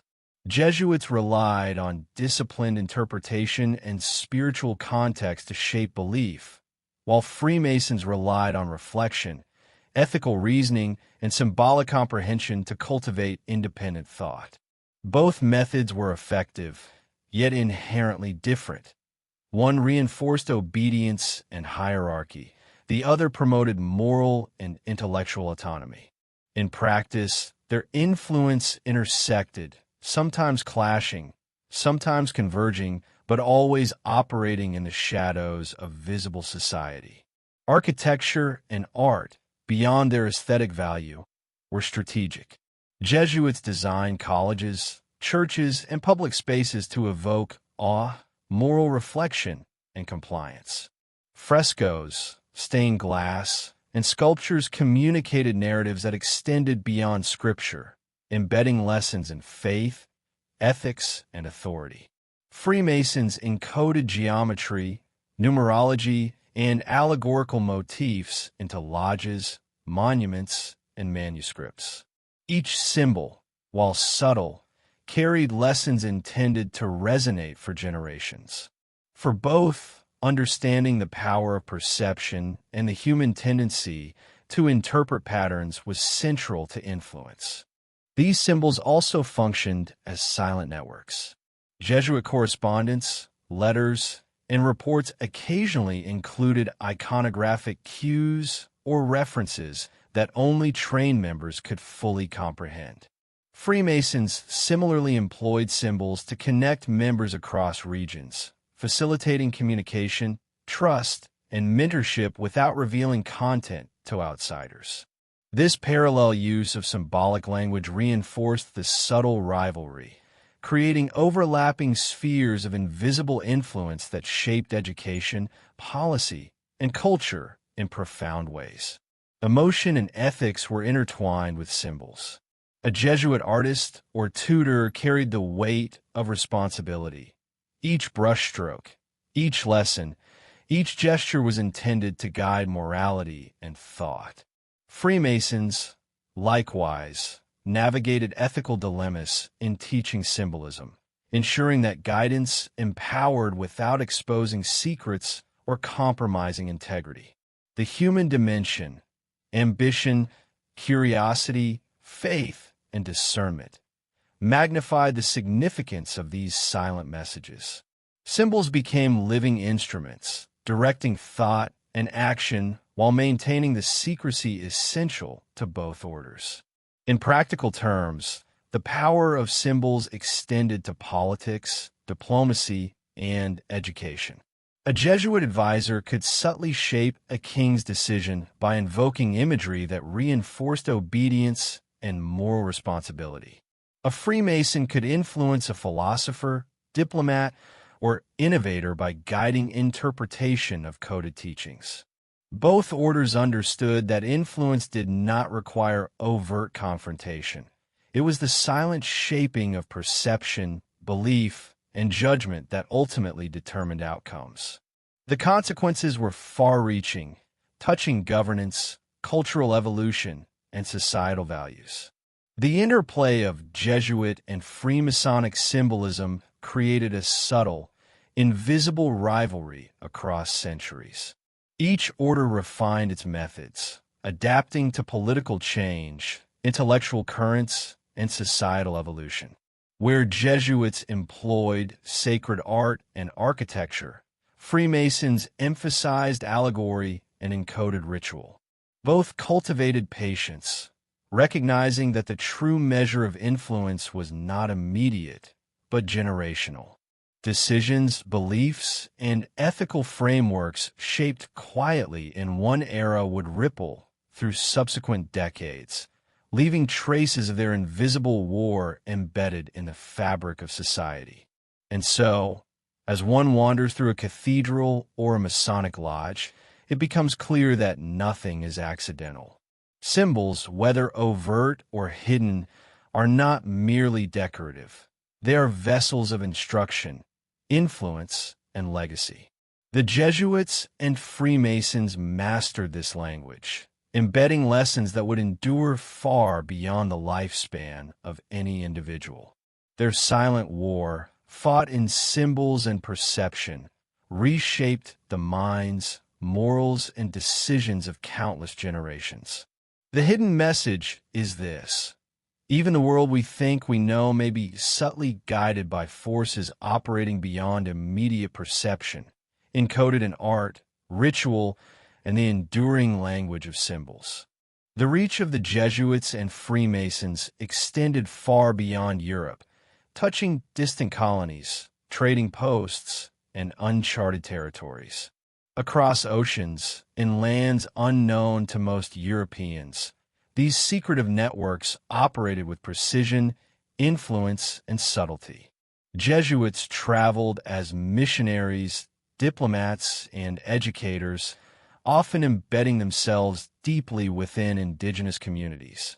Freemasons, though less overtly religious, nurtured connections with colonial administrators, explorers, and local intellectuals, ensuring that ideas of reason, ethics, and structured governance spread quietly alongside European expansion. On these distant frontiers, the silent war between faith and reason, obedience and independence, was intensified by geography, culture, and the vast unknown. Jesuits, guided by the papal shadow, approached colonies with a dual purpose: spiritual guidance and political influence. They documented cultures, languages, and social hierarchies, creating detailed archives that informed decisions in Rome and European capitals. Each report, carefully worded, carried both factual and interpretive weight. To outsiders, it appeared as academic or spiritual observation. In reality, it was a subtle mechanism of influence, ensuring that colonial policy, missionary activity, and local governance aligned with Jesuit and church interests. Every word was deliberate, every description calculated to preserve control and foster loyalty. Freemasons, in contrast, approached the colonies as philosophical networks. They encouraged critical thinking, ethical reasoning, and the application of principles to governance and social organization. Their influence was indirect yet pervasive, reaching administrators, merchants, and emerging elites. Lessons learned in lodges could be applied to colonial challenges, subtly shaping decisions without revealing the guiding hand. Freemasonry thrived on connection, mentorship, and shared ideals, creating networks that mirrored the Jesuits' disciplined structures, yet operated in a more diffuse, interpretive manner. The human stakes in these frontiers were immense. Jesuits risked illness, hostility, and cultural misunderstanding to maintain influence and guidance. Freemasons navigated complex social hierarchies, ensuring that ideas were transmitted without exposure, while cultivating trust and discretion among local elites. Each order faced challenges that tested patience, strategy, and moral judgment. Decisions carried immediate consequences for survival, social cohesion, and spiritual or intellectual authority. In these distant lands, the silent war became tangible. Every letter, meeting, or ritual could tip the balance of influence, shaping the trajectory of communities, colonies, and empires. Consider the experience of a Jesuit missionary in South America. Navigating unfamiliar terrain, learning new languages, and building relationships with indigenous leaders, he meticulously documented observations in reports sent to Rome. Each insight was a tool. Understanding local customs could prevent rebellion, strengthen alliances, or guide conversion. Meanwhile, a Freemason operating in a colonial administration might quietly influence trade policies, legal structures, or social reforms, embedding principles of reason, equity, and foresight. The collision of these approaches created a subtle, ongoing contest of guidance and interpretation, invisible to most but profoundly impactful. The stakes were further magnified by communication challenges. Letters, reports, and coded messages took months to traverse oceans. Misinterpretation could create unintended consequences. Delayed information could alter strategy. Both Jesuits and Freemasons had to anticipate, adapt, and act with foresight, recognizing that influence was fragile and easily disrupted. Patience and careful planning were essential, as the outcomes of distant actions could ripple across continents, affecting policy, belief, and cultural evolution. Culture, religion, and social norms were additional battlegrounds. Jesuits sought to integrate faith into local practices, fostering alignment with Catholic doctrine while respecting enough of the indigenous framework to ensure compliance. Freemasons encouraged ethical reasoning and intellectual engagement, promoting structured thought that could influence governance and social behavior. Both orders, in their own ways, were guiding societies toward principles they believed essential: faith, reason, obedience, or morality, but often without the awareness of those most affected. The rivalry in the colonies mirrored that in Europe, yet the context amplified its consequences. In unfamiliar lands, subtle missteps could have immediate repercussions. Jesuits had to negotiate not only faith and politics, but also local power dynamics, environmental challenges, and cultural differences. Freemasons had to ensure that intellectual principles were applied effectively, without provoking conflict or exposing networks. Every interaction, every lesson, every correspondence carried weight, shaping destinies far from the European centers of power. Emotion played a critical role. Jesuits endured isolation, disease, and uncertainty, driven by devotion and duty. Freemasons balanced secrecy, mentorship, and the ethical implications of influence. Both orders relied on human judgment, intuition, and resilience to navigate these complex realities. The stakes were deeply personal, as lives, faith, and knowledge were intertwined, making each decision a moral and strategic challenge. By the 18th century, it became clear that these colonial engagements were more than missions or philosophical outreach. They were extensions of silent, invisible war. Jesuits used spiritual and intellectual tools to shape rulers, communities, and beliefs. Freemasons applied ethical reasoning and mentorship to guide decision-making and social organization. Both orders were navigating uncertainty, risk, and human ambition to maintain influence. On distant frontiers, where the consequences were immediate and tangible, the silent rivalry reached new intensity. And so, across oceans, rivers, and forests, the Jesuits and Freemasons waged a quiet contest of influence. Their strategies, though invisible to the masses, were carefully calibrated to shape culture, governance, and thought. Every report, every ritual, every lesson became a thread in a vast, unseen tapestry, linking continents, generations, and ideas. The colonial frontiers were a proving ground, a space where discipline, intellect, and ethical reasoning met unpredictability, revealing the extraordinary reach of a war fought in shadows, guided by knowledge, secrecy, and human ambition. In the grand halls of European courts, power was rarely absolute, and influence often traveled in whispers. Monarchs, advisors, and ministers appeared to act with autonomy, yet their choices were subtly guided by invisible hands.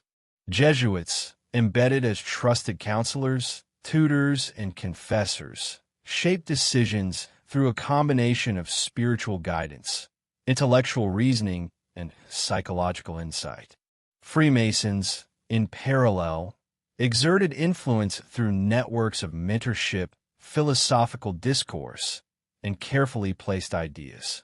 These invisible currents intersected and collided in a delicate balance of persuasion, strategy, and secrecy.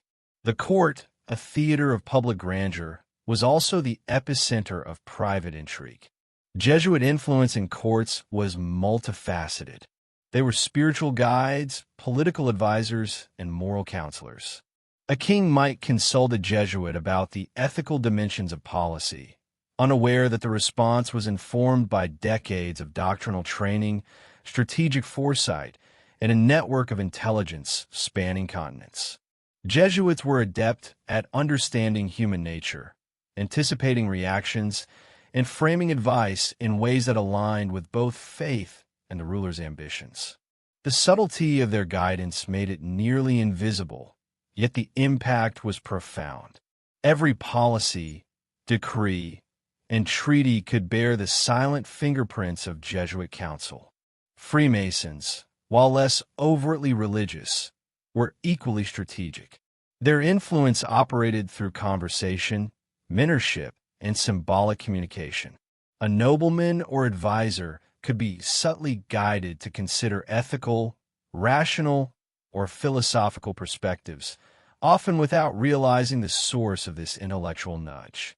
Freemasonry thrived on discretion and subtlety. Influence was applied quietly, yet effectively. In the dynamic environment of court life, where every decision had cascading consequences, these invisible guides could alter outcomes in ways that were both profound and enduring. The interplay between Jesuits and Freemasons created a tension that few could see but everyone felt. Jesuits emphasized obedience, spiritual alignment, and hierarchical stability, while Freemasons encouraged inquiry, moral reasoning, and intellectual autonomy. Both sought to shape decisions, but through different methodologies. When their influences intersected, outcomes were unpredictable. A monarch might oscillate between conservative guidance and progressive insight, navigating the subtle tug-of-war between faith and reason. These dynamics, largely hidden from the public eye, shaped policy, diplomacy, and cultural evolution across Europe. Information and intelligence were central to this silent rivalry. Jesuits maintained meticulous records of court proceedings, political alliances, and personal tendencies. Letters, diaries, and reports traveled between capitals, seminaries, and the Vatican, providing data that informed strategic counsel. Freemasons relied on a combination of oral tradition, coded correspondence, and symbolic teaching, creating networks that could guide thought without exposure. Both orders recognized that timely, accurate insight was a weapon of unparalleled value. Knowledge, filtered and applied discreetly, allowed them to steer events without ever revealing the full extent of their influence. Human psychology played a crucial role. Jesuits understood the fears, ambitions, and virtues of those they advised, shaping counsel to resonate emotionally as well as intellectually. Freemasons cultivated critical reasoning, ethical reflection, and philosophical awareness, allowing individuals to arrive at conclusions that aligned with subtle guidance. Both relied on the capacity of humans to internalize influence without overt compulsion. The court, as a stage of ambition, rivalry, and personal desire, became the perfect arena for this nuanced struggle. Every conversation, gesture, or recommendation could tip the balance, sometimes subtly, sometimes decisively. Emotion intensified the stakes. A ruler's decisions affected thousands, if not millions, of lives. Jesuits bore the responsibility of guiding moral and spiritual integrity while maintaining political acumen. Freemasons carried the burden of ensuring that rational principles and ethical reasoning were applied effectively, without compromise or exposure. Both orders relied on human judgment, empathy, and foresight, recognizing that one misstep could have consequences far beyond immediate perception. Influence in the court was therefore not just a matter of strategy, but of moral and psychological mastery. Subtle rivalries and alliances shaped the outcomes. Jesuits occasionally found themselves countering ideas introduced by Masonic networks, while Freemasons navigated Jesuit influence without confrontation. This dance of discretion required foresight, adaptability, and patience. Timing, perception, and the careful calibration of advice were critical. In some cases, Jesuits and Freemasons unintentionally aligned, producing outcomes that benefited both religious authority and intellectual freedom. In others, their subtle contest created tension, forcing rulers to reconcile conflicting guidance while unaware of the hidden forces at play. The ripple effects of courtly influence were profound. Decisions about war, trade, colonial expansion, and governance were rarely isolated. Each choice influenced alliances, economics, culture, and religion, shaping history across continents. Jesuits and Freemasons, operating quietly yet deliberately, understood that the stakes extended far beyond personal ambition. Every piece of counsel, every philosophical nudge, and every observation of human behavior became part of a larger strategy, influencing events whose significance would only be fully realized generations later. By the late 18th century, it was evident that European courts were arenas of invisible power. Jesuits and Freemasons, though differing in approach, had created networks capable of shaping the moral, intellectual, and political trajectory of nations. Their silent rivalry and collaboration, operating in parallel, yet sometimes intersecting, exemplified the hidden complexity of history. Power, influence, and consequence were no longer merely public. They were woven into the private, subtle currents that guided rulers, thinkers, and societies alike. And so, the whispers in the courts were more than gossip or advice. They were instruments of strategy, channels of influence, and tools in a silent war that spanned centuries. The decisions made in candlelit chambers, private consultations, and confidential correspondences were guided by unseen hands, shaping the course of history in ways the public could never fully perceive. In understanding these whispers, we glimpse the depth of the Jesuit-Freemason rivalry, a contest of intellect, faith, and morality that has quietly molded the world we inherit today. In an era before digital records, knowledge was power, and the medium of that knowledge could be as influential as its content. Jesuits meticulously curated codices, manuscripts, and archives, documenting theology, philosophy, science, and ethnography with painstaking precision. These texts were not mere records. They were instruments of influence, shaping education, policy, and spiritual guidance across continents. Each margin note, each cross-reference, and each annotated page carried subtle direction, instructing readers in morality, interpretation, and strategic thought. Within these carefully preserved documents lay the silent hand of the Jesuits, guiding minds without confrontation. Freemasons, in parallel, cultivated a library of esoteric texts, allegorical manuscripts, and symbolic guides. Unlike Jesuit codices, which emphasized doctrinal clarity and hierarchical instruction, Masonic manuscripts were layered, often cryptic, requiring interpretation and reflection. A single symbol, diagram, or coded phrase could carry multiple lessons: ethical, philosophical, and strategic, accessible only to those initiated into the knowledge. These manuscripts were more than texts. They were gateways to intellectual and moral development, teaching initiates how to navigate complexity, reason ethically, and influence others subtly. The contrast between Jesuit and Masonic texts was striking. Jesuit manuscripts were prescriptive, offering guidance and instruction with precision. Freemason manuscripts were interpretive, inviting exploration, reasoning, and internalization. Yet both shared a common purpose: the cultivation of knowledge as a tool of influence. Jesuits sought to ensure obedience, understanding, and moral alignment, while Freemasons aimed to develop judgment, ethical reasoning, and philosophical insight. Both recognized that the mind, carefully guided, could shape the course of nations, decisions, and society itself. Consider a Jesuit scholar in a Roman archive. Surrounded by towering shelves of codices, he studies a manuscript detailing political structures in distant colonies. He notes patterns, aligns observations with doctrinal principles, and crafts guidance to be sent to missionaries and advisors abroad. Every word is deliberate, every observation calibrated.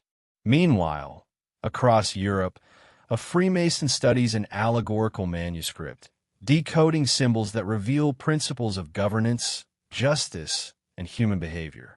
Through careful interpretation, he internalizes lessons that will inform mentorship, decision-making, and subtle influence in courts and communities. These manuscripts were also instruments of secrecy. Jesuits encoded sensitive information in ciphers, allegories, or layer documentation, ensuring that only those trained in interpretation could access full meaning.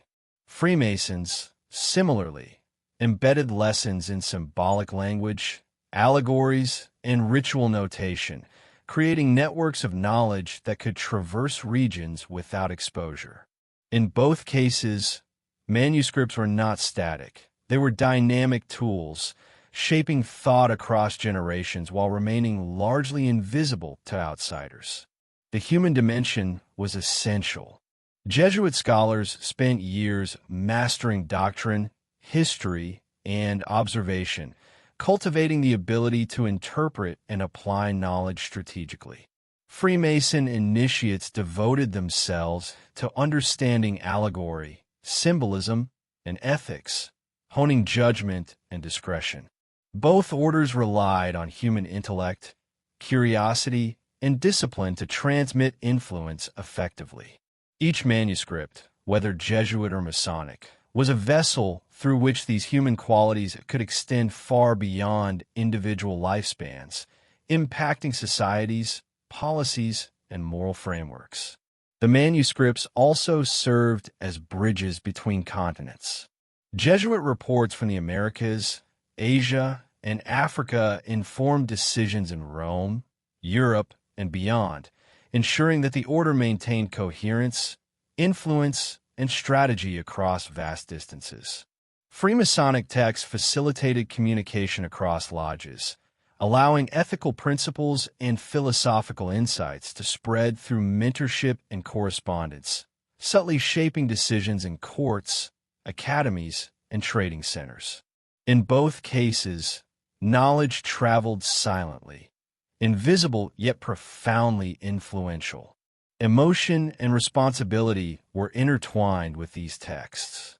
Jesuit scholars felt the weight of spiritual and moral obligation, knowing that errors or misinterpretation could have long-term consequences. Freemasons bore the burden of guiding ethical and intellectual development discreetly, aware that the principles they transmitted could influence society in unpredictable ways. Both orders recognized that manuscripts were not inert. They were living instruments, requiring discernment, care, and foresight to wield responsibly. Over time, these codices and manuscripts became more than repositories of knowledge. They became legacies. They preserved not only information, but methodology, the Jesuit art of disciplined observation and moral guidance, the Masonic craft of symbolic reasoning and ethical interpretation. Together, they represent centuries of silent influence, shaping minds, guiding decisions, and molding the moral and intellectual landscape.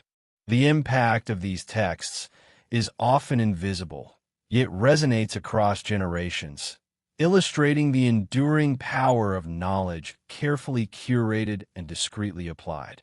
By understanding the role of codices and manuscripts, we glimpse the mechanics of the Silent War. Jesuits and Freemasons did not merely record information. They shaped perception, guided morality, and extended influence across time and space. These texts, layered with instruction, symbolism, and strategy, demonstrate the profound foresight, patience, and subtlety with which both orders operated. Every annotation, every allegory, every encoded message contributed to a vast, unseen architecture of power. And so, in libraries, archives, and secret collections across Europe and beyond, the Silent War unfolded in ink, parchment, and code. Every manuscript was a battlefield of influence, every codex a tool for guidance, every page a thread in the tapestry of history. The Jesuits and Freemasons, through discipline, symbolism, and foresight, ensured that knowledge itself became a weapon, wielded subtly yet effectively, shaping the course of human thought, governance, and morality for centuries to come. The 18th century dawned with the brilliant, yet turbulent, light of the Enlightenment, a period that celebrated reason, inquiry, and the boundless potential of human thought. For many, it promised freedom from dogma, superstition, and the strict hierarchies of the past. Yet beneath this luminous intellectual surge, a shadowed divide emerged, one that quietly pitted Jesuits against Freemasons in subtle, yet profound ways. Their silent struggle was not fought on battlefields, but in minds, ideas, and the philosophical currents sweeping through Europe, guiding the very trajectory of modern thought. Jesuits approached the Enlightenment with cautious precision. They recognized the transformative power of reason and learning, but they were wary of ideas that undermined faith, hierarchy, or moral discipline. Their engagement was strategic. Embracing mathematics, astronomy, and sciences were useful, but emphasizing ethical application, doctrinal alignment, and spiritual responsibility. Jesuits saw knowledge not as an end in itself, but as a tool to strengthen faith, guide rulers, and shape society. They were, in essence, gatekeepers of wisdom, balancing curiosity with caution, intellect with obedience, and reason with divine purpose. Freemasons, in contrast, embraced Enlightenment ideals with open enthusiasm. Reason, inquiry, and philosophical discussion were central to their lodges. Knowledge was celebrated for its own sake, yet always tempered with ethical reflection and practical application. The lodges became incubators of progressive thought, fostering ideas about governance, civil society, and human potential. Initiates were encouraged to question, to analyze, and to apply reason in service of justice and moral development. Freemasonry, in this era, embodied the intellectual freedom that the Enlightenment heralded, yet always within the protective framework of secrecy and discretion. The tension between these approaches created the Enlightenment divide. Jesuits sought to channel knowledge toward prescribed outcomes: faith, obedience, and moral guidance. Freemasons promoted exploration, questioning, and independent ethical reasoning. Where Jesuits cultivated minds with careful direction, Freemasons nurtured judgment, initiative, and discernment. Both orders were influential, but their methods often intersected in subtle conflicts, as intellectual currents flowing through Europe met the structured discipline of centuries-old religious education. This clash was largely invisible, yet shaped the debates, writings, and policies that defined the era. Consider the salons and academies of Paris, London, and Vienna. Jesuit-trained scholars engaged in debates with philosophers and statesmen, presenting arguments rooted in ethics, theology, and observation. Freemasons facilitated discussions where ideas flowed freely, challenged assumptions, and encouraged reasoning untethered from strict hierarchy. Monarchs, diplomats, and thinkers navigated these overlapping spheres, often unaware that the currents shaping their decisions were influenced by rival networks operating in the shadows. Every policy, treaty, or philosophical discourse could bear the subtle fingerprints of these invisible forces. Education became the battleground. Jesuit schools, colleges, and seminaries continued to emphasize moral reasoning, ethical judgment, and doctrinal alignment, adapting Enlightenment ideas only when they reinforced obedience and faith. Freemasons, however, emphasized critical thinking, observation, and philosophical inquiry, cultivating intellectual independence and ethical reasoning. Both approaches shaped generations, yet in fundamentally different ways. One aimed to mold minds within a structured framework, the other to empower individuals to navigate complex ideas and moral dilemmas with discretion. The human stakes were immense. Scholars, initiates, and novices on both sides experienced the tension between personal ambition, ethical responsibility, and the broader objectives of their orders. Jesuits faced the challenge of remaining relevant in a rapidly changing intellectual landscape, balancing fidelity to doctrine with adaptability. Freemasons navigated the subtle application of philosophical ideas, ensuring that influence was transmitted ethically and effectively without exposure. Each decision carried consequences far beyond the individual, shaping education, governance, and societal norms. Intelligence and influence were carefully applied. Jesuits monitored intellectual trends, adapting their methods to maintain authority while subtly guiding inquiry. Freemasons used lodges as incubators for philosophical mentorship, discussion, and the dissemination of progressive ideas, influencing leaders, academics, and innovators.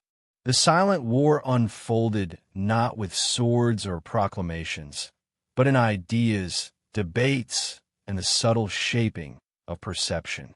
Knowledge itself became the battlefield, and the winners were not those who controlled armies, but those who guided thought. Emotion intensified the divide. Jesuits bore the weight of centuries of tradition, moral responsibility, and faith, striving to protect societies from the perceived dangers of unrestrained inquiry. Freemasons carried the hope and risk of intellectual exploration, aware that progress could disrupt hierarchies and challenge long-held beliefs. Both orders understood that influence was not a matter of immediate gratification. It was generational, operating in subtle, unseen ways to mold ethical, intellectual, and spiritual landscapes. By the late Enlightenment, the divide was unmistakable. Jesuits had adapted selectively, reinforcing moral authority while cautiously integrating rational learning. Freemasons had become catalysts for intellectual freedom, shaping ideas that would inspire revolutions, reforms, and philosophical breakthroughs. Their rivalry, subtle yet persistent, underscored the fundamental tension of the era: obedience versus inquiry, faith versus reason, structure versus freedom. The silent contest between these orders was no longer confined to classrooms or lodges. It reverberated through the very fabric of European thought, politics, and culture. And so, as the candles flickered in salons and seminaries, and as manuscripts passed hands in secret, the Enlightenment became the stage for this quiet, powerful conflict. Jesuits and Freemasons, through discipline, symbolism, and mentorship, guided generations of thinkers and leaders. The divide was not always visible, yet its impact was profound, shaping the trajectory of knowledge, morality, and power. History, it seemed, was being written not only in ink, but in the invisible currents of influence flowing silently between faith and reason. The late 18th century was a period of turbulence, upheaval, and transformation. Revolutions ignited across continents, reshaping nations and challenging centuries of authority. France, America, and later parts of Europe became epicenters of social and political redefinition. Yet beneath the surface of these dramatic changes, an invisible war continued, a silent struggle between Jesuits and Freemasons. Neither wielded armies nor fired cannons, but both exerted influence through ideas, counsel, and networks that quietly shaped the course of revolutions. The very freedom that the masses fought for was subtly guided by unseen hands. Jesuits approached revolutions with strategic caution. Their focus was preserving moral order, guiding leaders toward decisions aligned with faith, and mitigating chaos whenever possible. Letters, reports, and trusted emissaries carried counsel across borders. Jesuit networks sought to ensure that upheaval did not entirely destabilize society, that emerging leaders were imbued with ethical consideration, and that the influence of faith remained intertwined with governance. Their interventions were rarely visible, yet profoundly effective, shaping outcomes without open confrontation. Freemasons, on the other hand, thrived amid revolutionary currents. Their lodges became spaces of discussion, reflection, and mentorship for thinkers, activists, and emerging leaders. Freemasonic influence promoted principles of liberty, equality, and reason, subtly guiding revolutionary actors toward structured, principled decision-making. The lodges were not headquarters of rebellion, but crucibles of ethical and philosophical preparation, equipping individuals to navigate complex moral and political terrain. In essence, Freemasons provided a moral compass amid the chaos of upheaval. The intersection of these forces created profound tension. Jesuits sought to preserve structure and moral grounding. Freemasons encouraged independent reasoning and civic responsibility. Their guidance overlapped and sometimes conflicted, subtly shaping revolutionary decisions in ways that few could perceive.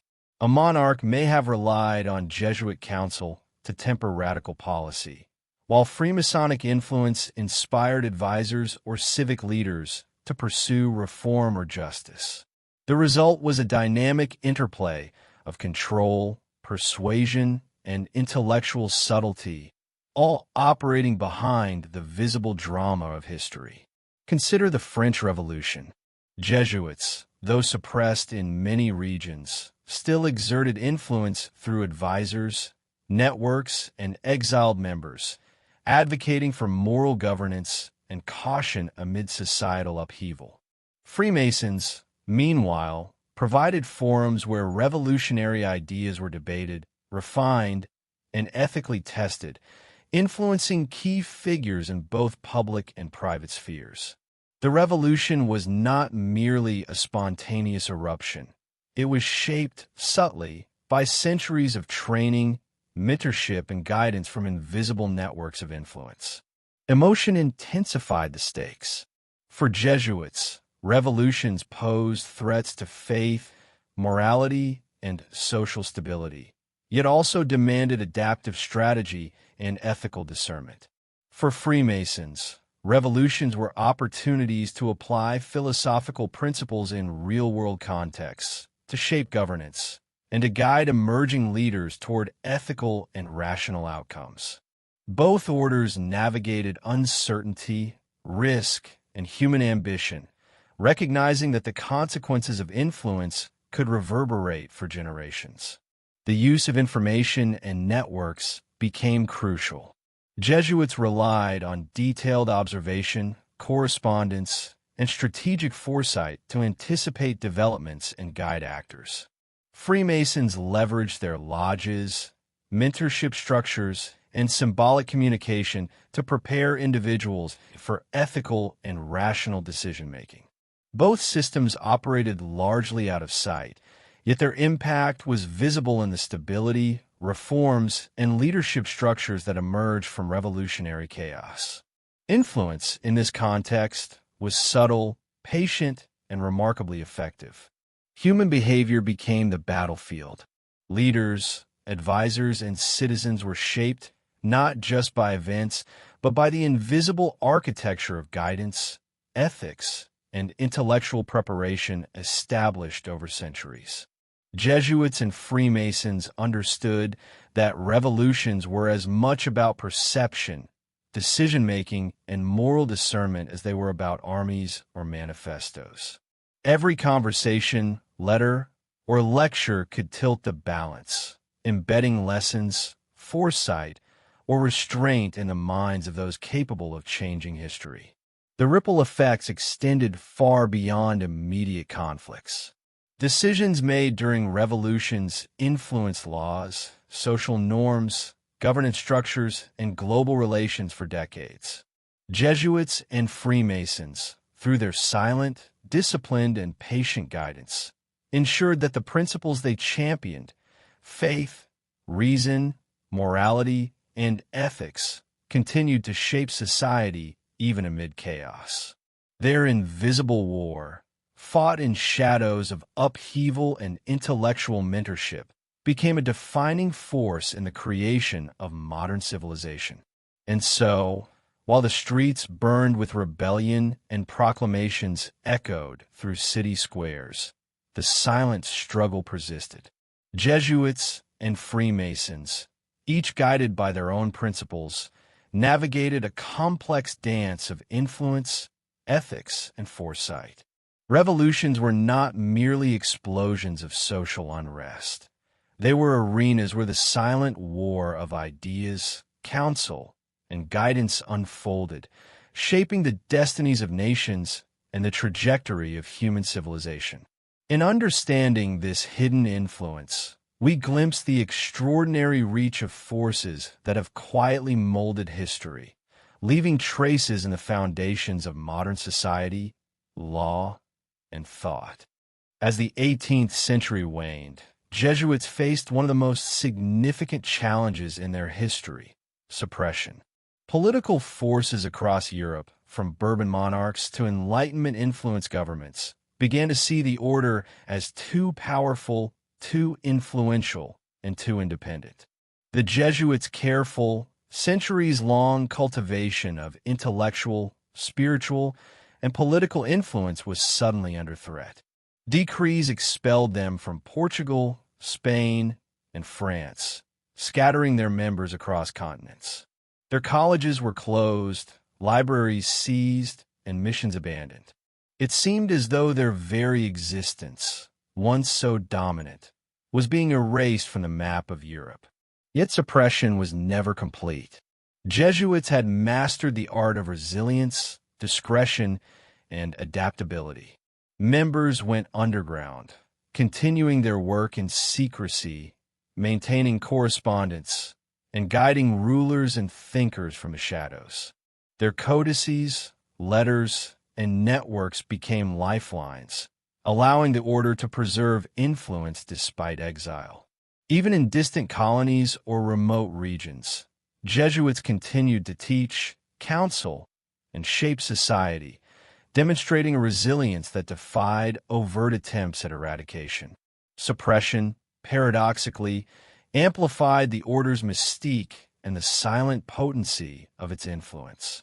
Freemasons, conversely, thrived in environments where secrecy and discretion were paramount.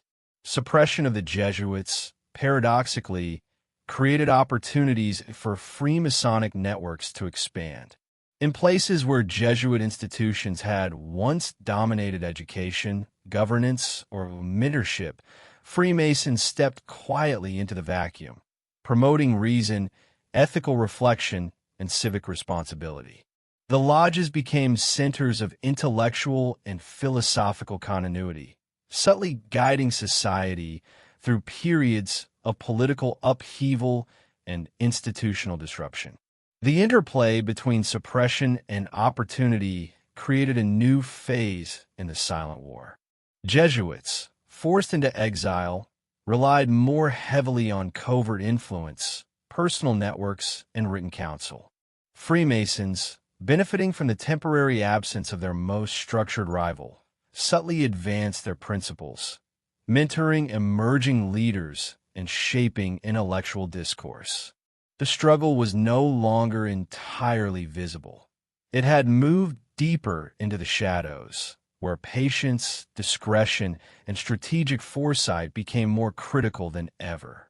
Consider the personal experiences of exiled Jesuits. A missionary in Paraguay, a scholar in Rome, or a tutor in distant China faced isolation, uncertainty, and risk. Yet they continued their work with meticulous care, preserving manuscripts, guiding students, and maintaining connections. Freemasons, simultaneously, nurtured intellectual independence and ethical reasoning among their members, quietly influencing political actors, reformers, and emerging leaders. The silent battle had shifted from open institutions to hidden networks, with influence measured not in visibility, but in subtle, long-term impact. Emotion heightened the stakes. Jesuits experienced profound loss. Their institutions shuddered, their influence questioned, and their futures uncertain. Yet their devotion and resilience ensured continued guidance from the shadows. Freemasons balanced opportunity with responsibility, understanding that unchecked influence could be dangerous, and that ethical discretion was vital to maintaining credibility and long-term impact. Both orders operated in environments where patience, foresight, and subtlety determined success, emphasizing that true power often manifests quietly rather than visibly. The suppression also forced innovation. Jesuits adapted methods of instruction, correspondence, and cultural engagement to survive. Freemasons refined their symbolic teaching, mentorship practices, and covert communication to maintain influence without exposure. Both orders demonstrated remarkable foresight, understanding that shaping minds and societies required more than institutions. It required adaptability, resilience, and a careful calibration of influence. Political consequences were profound. Jesuit suppression disrupted educational systems, missions, and governance networks, leaving gaps that were quickly filled by other actors, including Freemasons. The battle for influence continued, though in altered form, less visible, more strategic, and increasingly focused on personal mentorship, philosophical guidance, and intellectual networks. The Silent War had evolved, proving that suppression could never entirely eliminate influence. It only transformed it, forcing adaptation, secrecy, and innovation.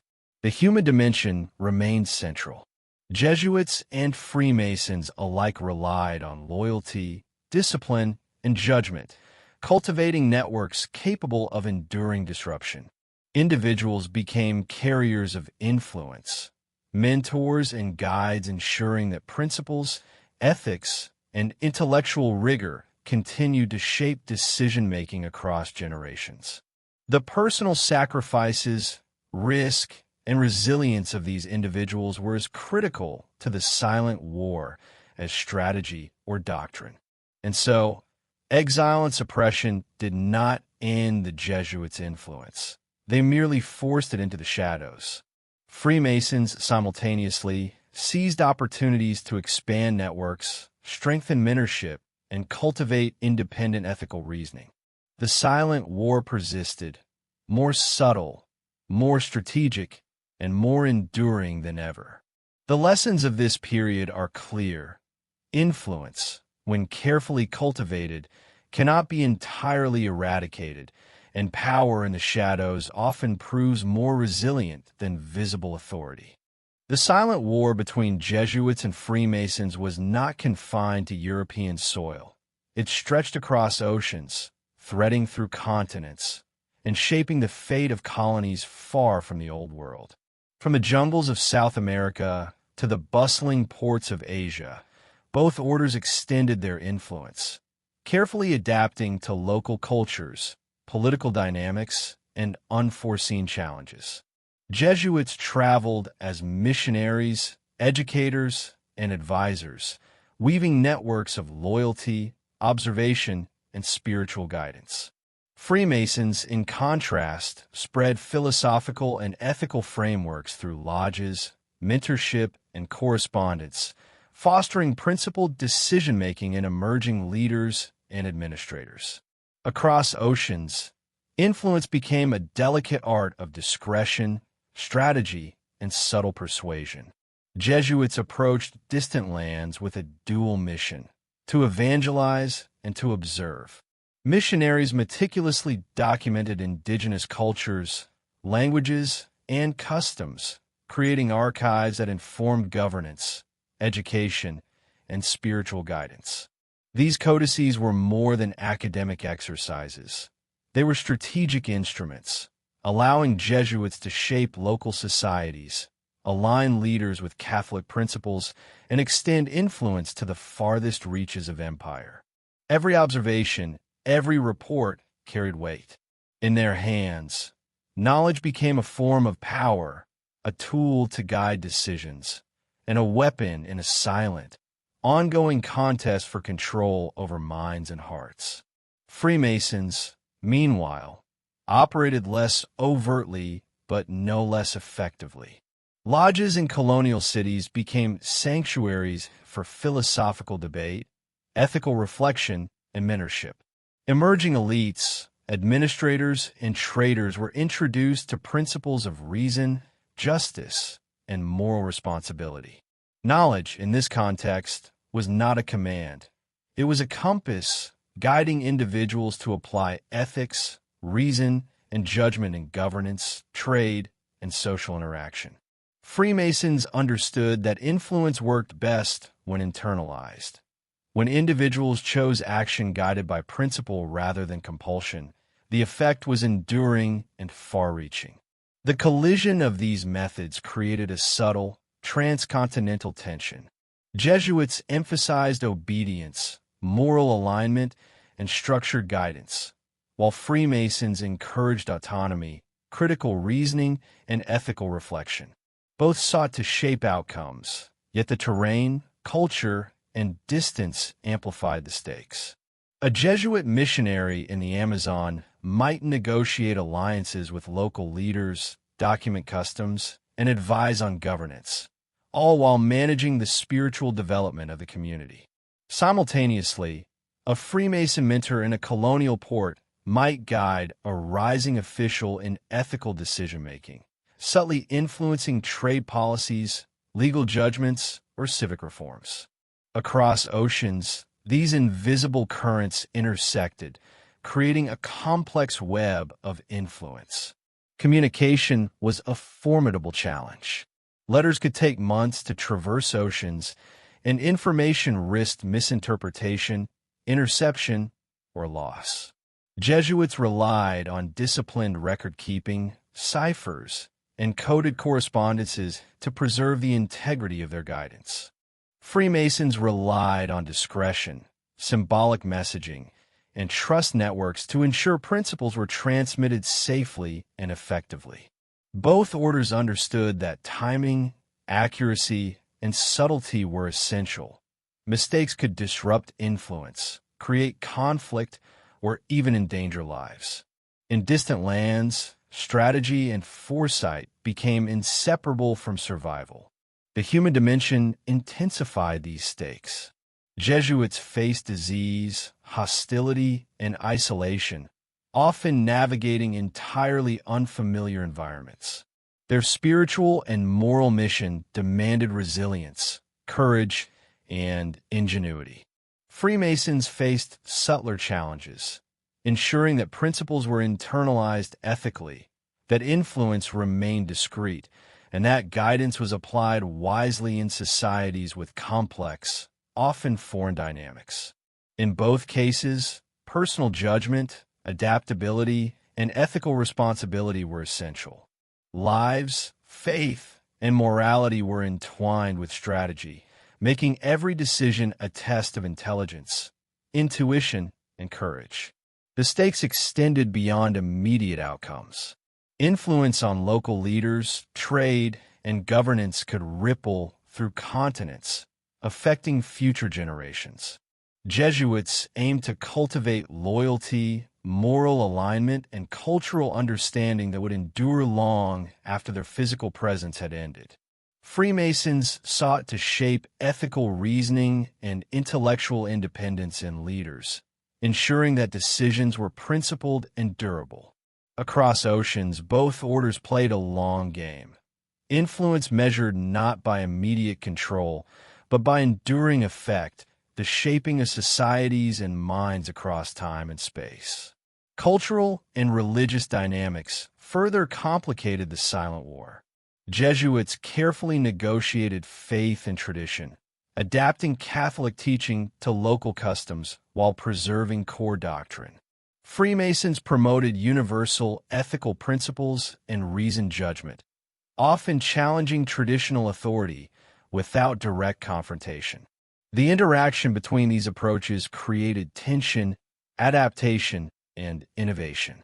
In distant colonies, where European authority was less entrenched, the contest for influence was heightened, with every decision carrying profound consequences for social cohesion, governance, and cultural development. Emotion remained at the heart of these efforts. Jesuits endured hardship with faith-driven conviction, while Freemasons navigated ethical responsibility with caution and reflection. Both orders relied on human intuition, patience, and insight, recognizing that influence was fragile and often invisible. Across oceans, where visibility was limited, the power of guidance, mentorship, and carefully transmitted knowledge became the ultimate form of strategic advantage. By the early 19th century, the cumulative impact of these transoceanic networks was clear. Jesuits, despite suppression and exile, continued to shape education, governance, and spiritual life. Freemasons nurtured ethical reasoning, leadership principles, and intellectual networks that influenced emerging governments, trade systems, and social structures. Their silent war, fought across continents, was invisible yet decisive, a testament to the enduring power of carefully cultivated influence. And so, from the jungles of the Americas to the ports of Asia, from remote settlements to burgeoning colonial cities, the battle between faith and reason, obedience and inquiry, continued. Jesuits and Freemasons, separated by ideology, yet united in strategic subtlety, extended their reach across oceans, shaping the course of history in ways most could never perceive. In understanding this, we glimpse a hidden architecture of power, patience, and foresight, one that quietly molded the modern world from afar, revealing the extraordinary lengths to which these orders went to secure influence in the vast, uncharted territories of human civilization. Beyond the visible machinations of politics and society, a more intricate and shadowed network operated quietly, threading its way through corridors of power and whispers of diplomacy. Jesuits and Freemasons, each guided by distinct principles, engaged in what could only be described as a subtle, prolonged chess match. This was a war of counsel, influence, and ideas, a battle fought not with armies, but with strategy, perception, and persuasion. Leaders, unaware of the forces shaping their decisions, were often pawns in a silent game where knowledge and discretion were the ultimate weapons. Jesuits were masters of counsel. Every recommendation, lecture, or private discussion was calibrated, shaped by centuries of theological training, moral reasoning, and psychological insight. Monarchs and ministers who sought their guidance often found themselves swayed not by overt command, but by nuanced framing, ethical persuasion, and strategic foresight. Jesuits understood human nature intimately. Fear, ambition, pride, and compassion were all levers to influence behavior subtly. Through careful observation and timing, they could guide decisions that would ripple across nations without ever revealing their hand. Freemasons, in contrast, operated through mentorship, discussion, and philosophical discourse. The lodges became incubators for critical thinking, ethical reflection, and principled leadership.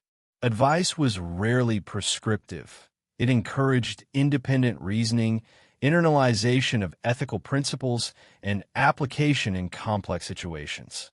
Freemasonic counsel relied on discretion, trust, and subtlety, often guiding emerging leaders to outcomes that aligned with philosophical ideals without exposing the influence itself. The genius of their method lay in invisibility. Leaders believed they were making autonomous choices, unaware of the guiding hand shaping their reasoning. The intersection of these methods created tension and opportunity. Jesuits emphasized structure, obedience, and moral alignment, while Freemasons promoted autonomy, rational inquiry, and ethical discernment.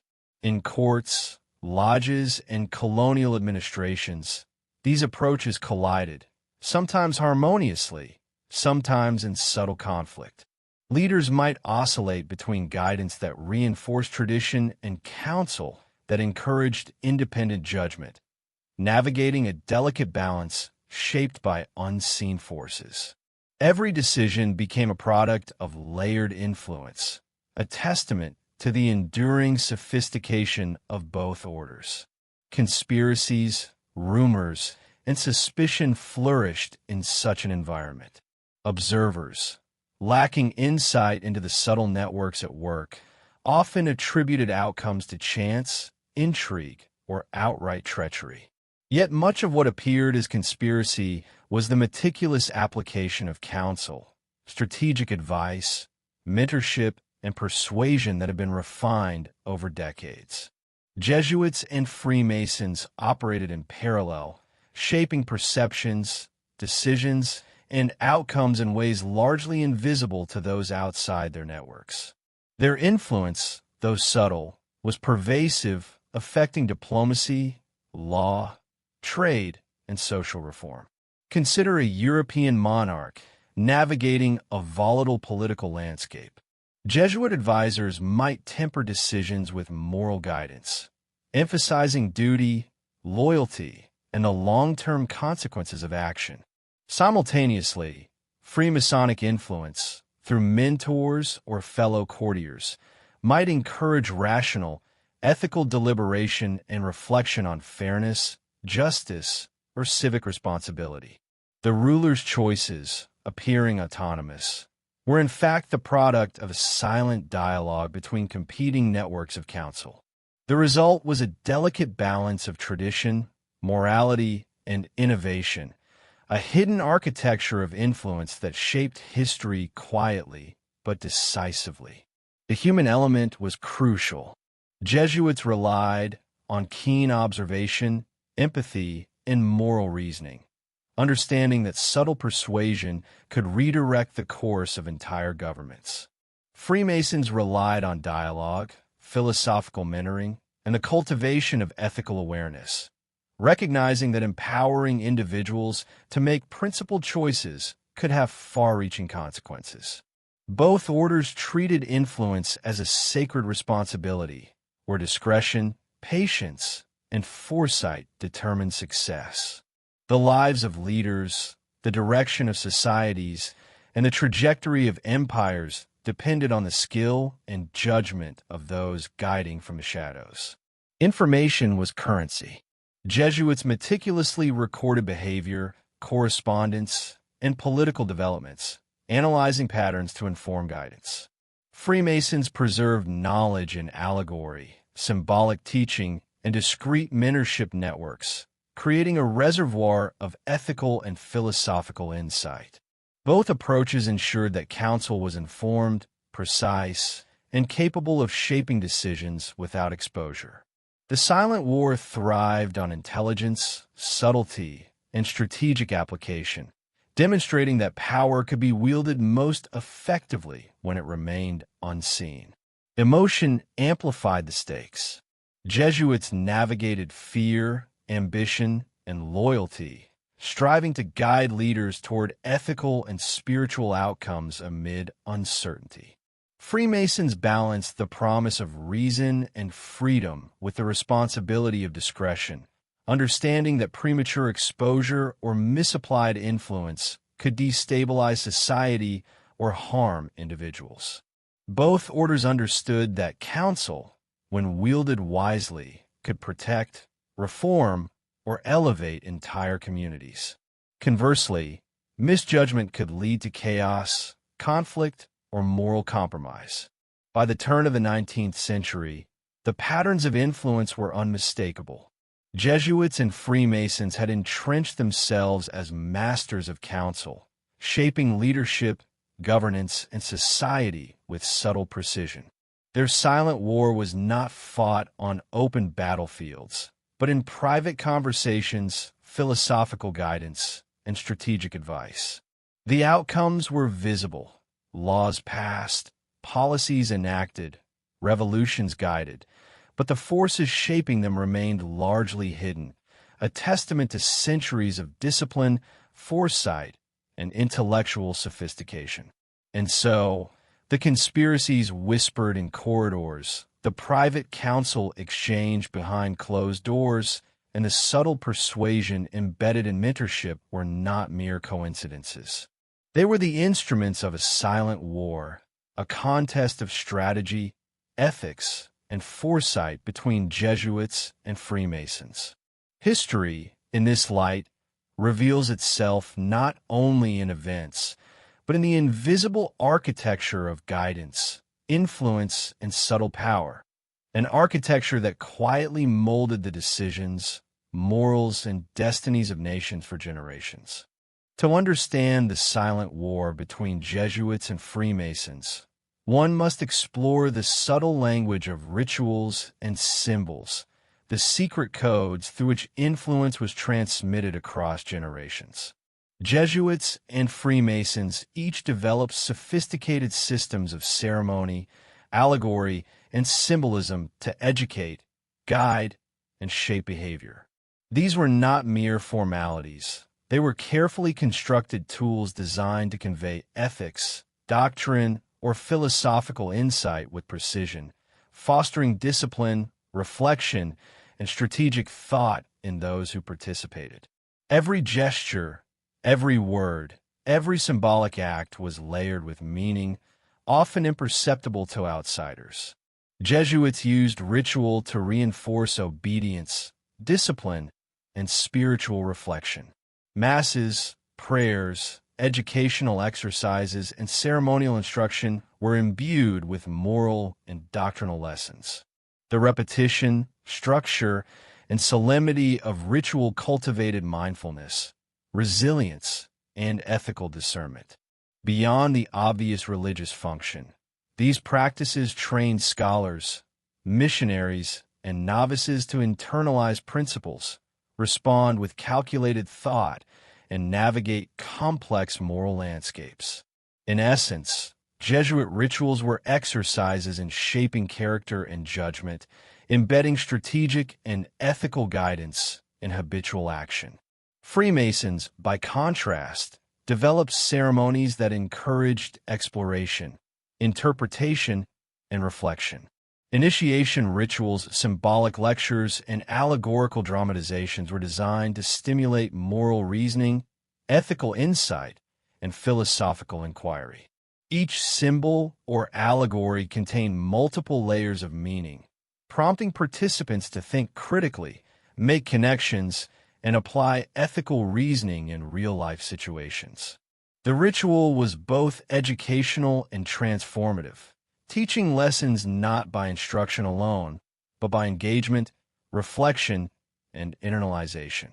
Freemasonry recognized that lasting influence comes not from compulsion, but from understanding, insight, and deliberate ethical choice.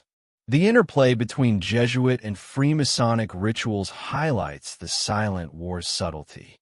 Jesuit ceremonies focused on structure, moral clarity, and obedience, while Masonic rituals emphasized autonomy, reasoning, and ethical exploration.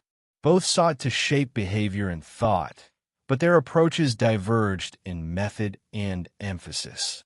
Where Jesuits trained minds to align with doctrine and hierarchy, Freemasons cultivated independent ethical reasoning capable of navigating ambiguity. The resulting tension created a hidden contest over how knowledge, morality, and power should be transmitted and applied across societies. Consider the process of Jesuit formation. Novices underwent years of structured education, reflection, and ritualized practice. Obedience was reinforced not only verbally, but through ceremony, repetition, and disciplined engagement. Each ritual, lecture, or reflection was carefully designed to instill judgment, patience, and ethical consideration. By the time a Jesuit completed his formation, he was trained not only in knowledge, but in the application of influence, discernment, and moral strategy, skills essential for guiding leaders, communities, and societies in distant lands. Freemasonic initiation worked differently, but was equally profound. An initiate might pass through a series of symbolic challenges, allegorical narratives, and philosophical exercises. Each stage offered insight into ethics, leadership, and human behavior. Mentorship and reflection were central. The lessons required active interpretation and engagement. Freemasons understood that ethical reasoning and judgment, cultivated through ritual and reflection, were more enduring than authority imposed externally. Knowledge transmitted this way became internalized, influencing decision-making and perception with subtle yet powerful effect. The psychological and emotional dimension of these rituals was significant.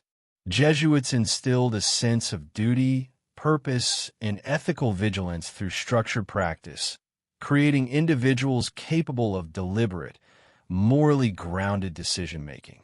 Freemasons cultivated self-awareness, reflective judgment, and discernment, empowering members to navigate ethical challenges with independence and insight.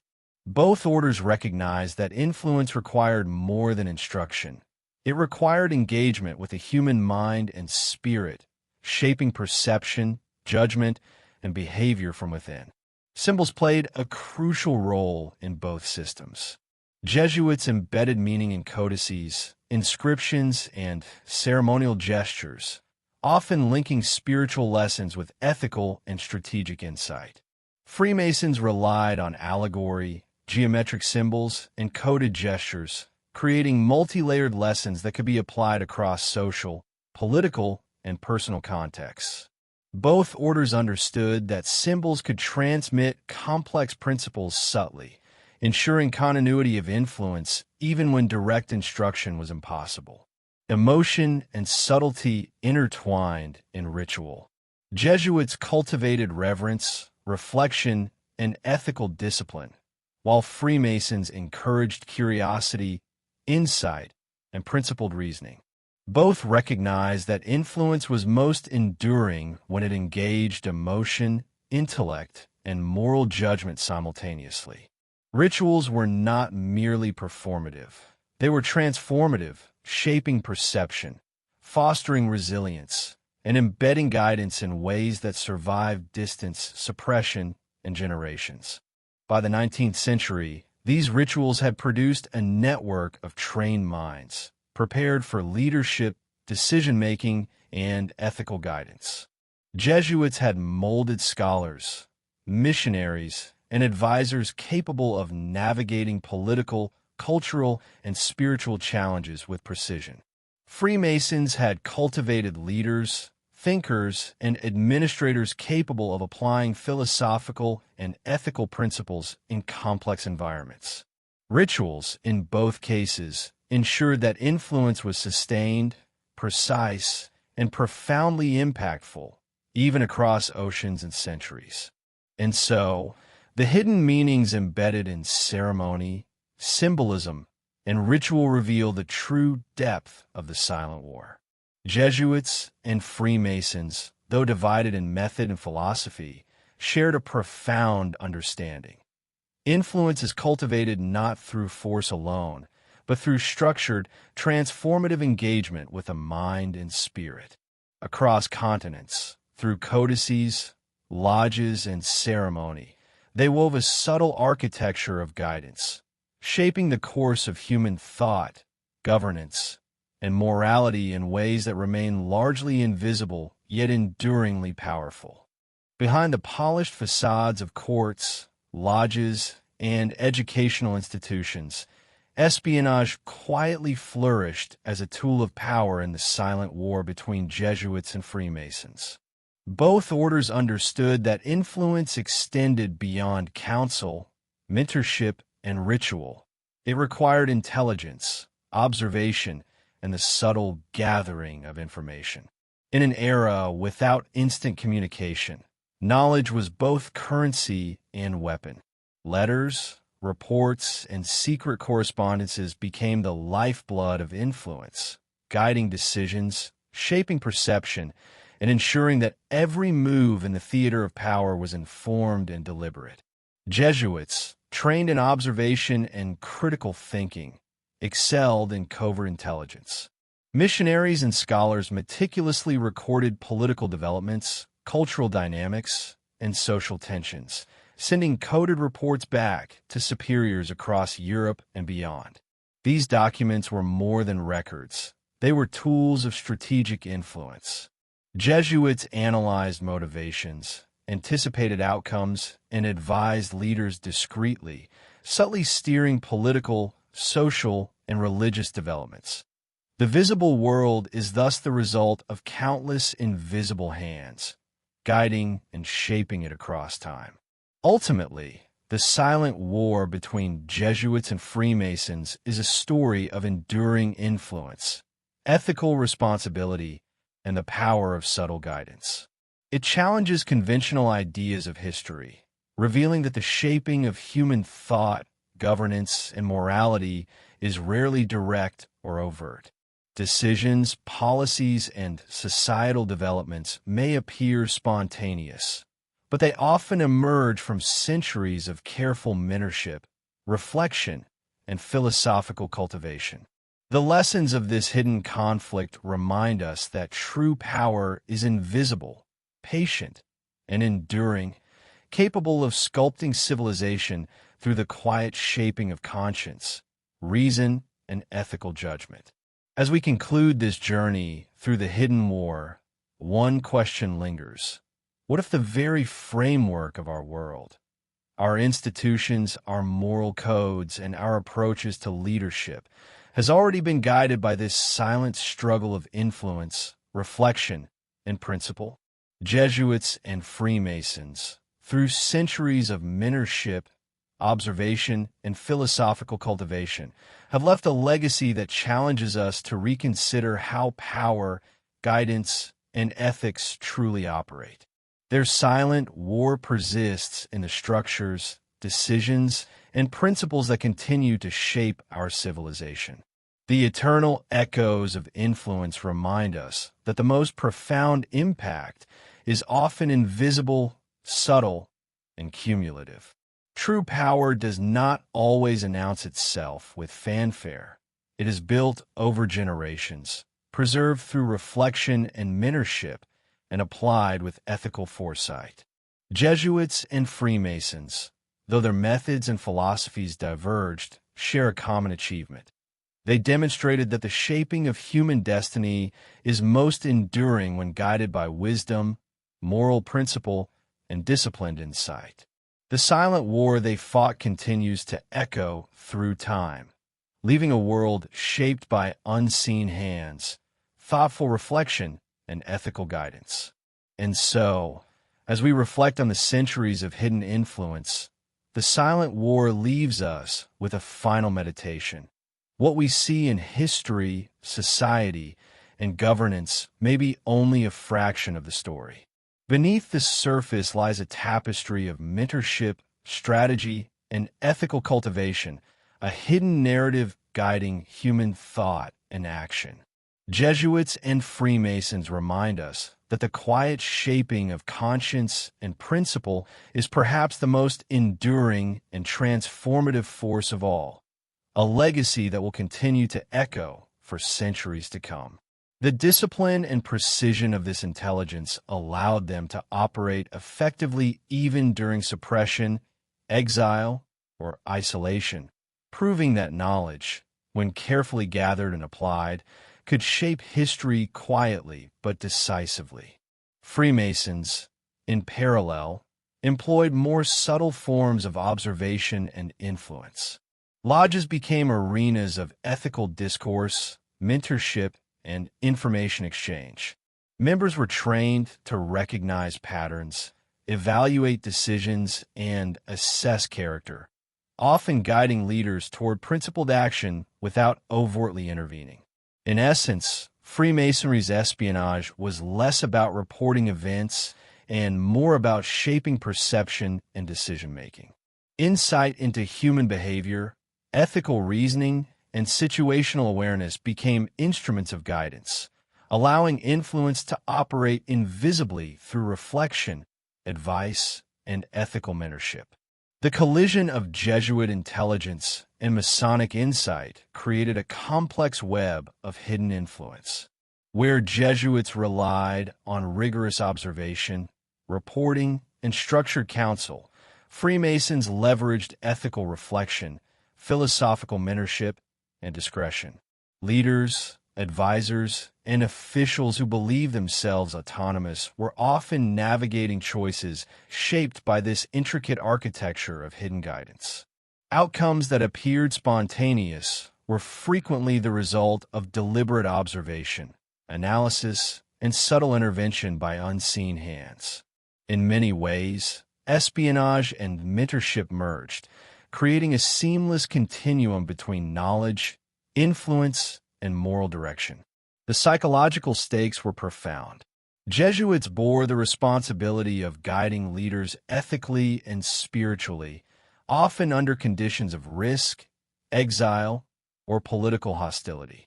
Freemasons balanced ethical guidance with the subtle art of influence, ensuring that advice and reflection were internalized rather than imposed. Both orders understood that the human element was paramount. Intelligence was only valuable when paired with insight, ethical application, and discretion. Decisions shaped by unseen guidance carried consequences far beyond immediate perception, affecting societies, governance, generations to come. Consider a European diplomat navigating revolutionary Europe.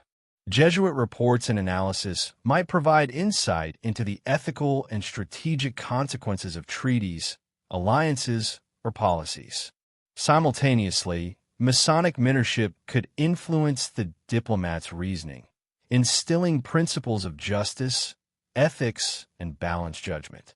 The result: decisions that appear autonomous but are subtly guided by a convergence of disciplined observation and ethical influence. The silent war, in this context, was not about confrontation. It was about shaping outcomes invisibly, ensuring that principles, morals, and strategic considerations endured even amid uncertainty and upheaval. Emotion intensified the exercise of hidden influence. Jesuits faced fear, exile, and suppression, yet their commitment to guiding leaders ethically and morally remained steadfast.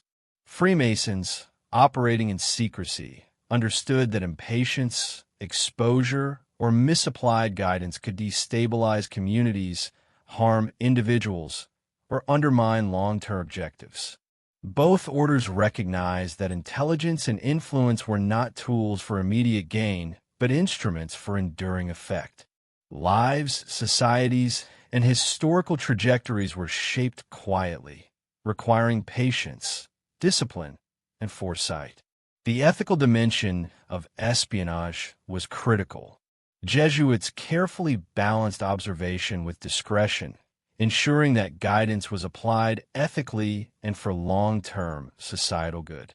Freemasons nurtured judgment, reflection, and principled reasoning, understanding that influence without ethical grounding could become destructive. Across Europe and beyond, this silent intelligence shaped politics, governance, and social development, reinforcing the broader principles of the war: faith and reason, obedience and inquiry, structure and autonomy. By the 19th century, the methods of espionage and hidden influence had become sophisticated, deeply embedded, and remarkably enduring. Jesuits had transformed observation into strategic counsel, guiding leaders and shaping societies even in exile. Freemasons had cultivated reflection, judgment, and ethical reasoning, subtly shaping decision-making across continents. Together, these networks exemplified a unique form of power, quiet, invisible, and yet profoundly consequential. Outcomes in governance, society, and culture were molded by insight, discretion, and subtle persuasion, demonstrating that history is shaped not only by visible acts, but by the hidden architecture of influence. And so, espionage in the Silent War was not merely about gathering information. It was about understanding, interpreting, and applying knowledge ethically. Jesuits and Freemasons, through observation, mentorship, and discreet counsel, created a web of influence that transcended borders, suppression, and time. History, when seen through this lens, is less a series of random events and more a tapestry woven by unseen hands, guiding perception, shaping judgment, and quietly directing the destiny of nations. The silent war of intelligence and hidden influence had, by design, ensured that power, ethics, and wisdom persisted in ways most would never recognize. The silent war between Jesuits and Freemasons was not merely a battle of influence. It was a conflict of ideas, values, and visions for society. Jesuits, steeped in centuries of Catholic doctrine, sought to preserve faith, morality, and hierarchical order. Freemasons, embracing Enlightenment principles, championed reason, autonomy, and ethical deliberation.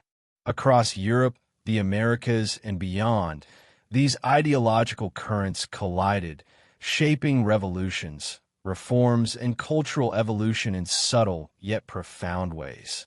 The clash was rarely public, often invisible, yet it left traces in the trajectory of nations, governance, and human thought. Jesuits emphasized the interdependence of morality, faith, and governance. To them, society was a delicate balance, requiring guidance, discipline, and adherence to ethical and spiritual principles. The order's advisors, missionaries, and educators worked tirelessly to cultivate moral reasoning, nurture conscience, and influence leaders to act in alignment with faith-based ethics. Their intellectual rigor and structured approach ensured that ethical and spiritual considerations were central in decision-making, often tempering ambition, impulsiveness, or self-interest. The Jesuit worldview was one of careful stewardship, where human action was guided by higher moral and divine principles. Freemasons, by contrast, emphasized individual reasoning, critical thought, and ethical autonomy. Their lodges fostered discussion, reflection, and the testing of ideas, promoting personal responsibility and principled action.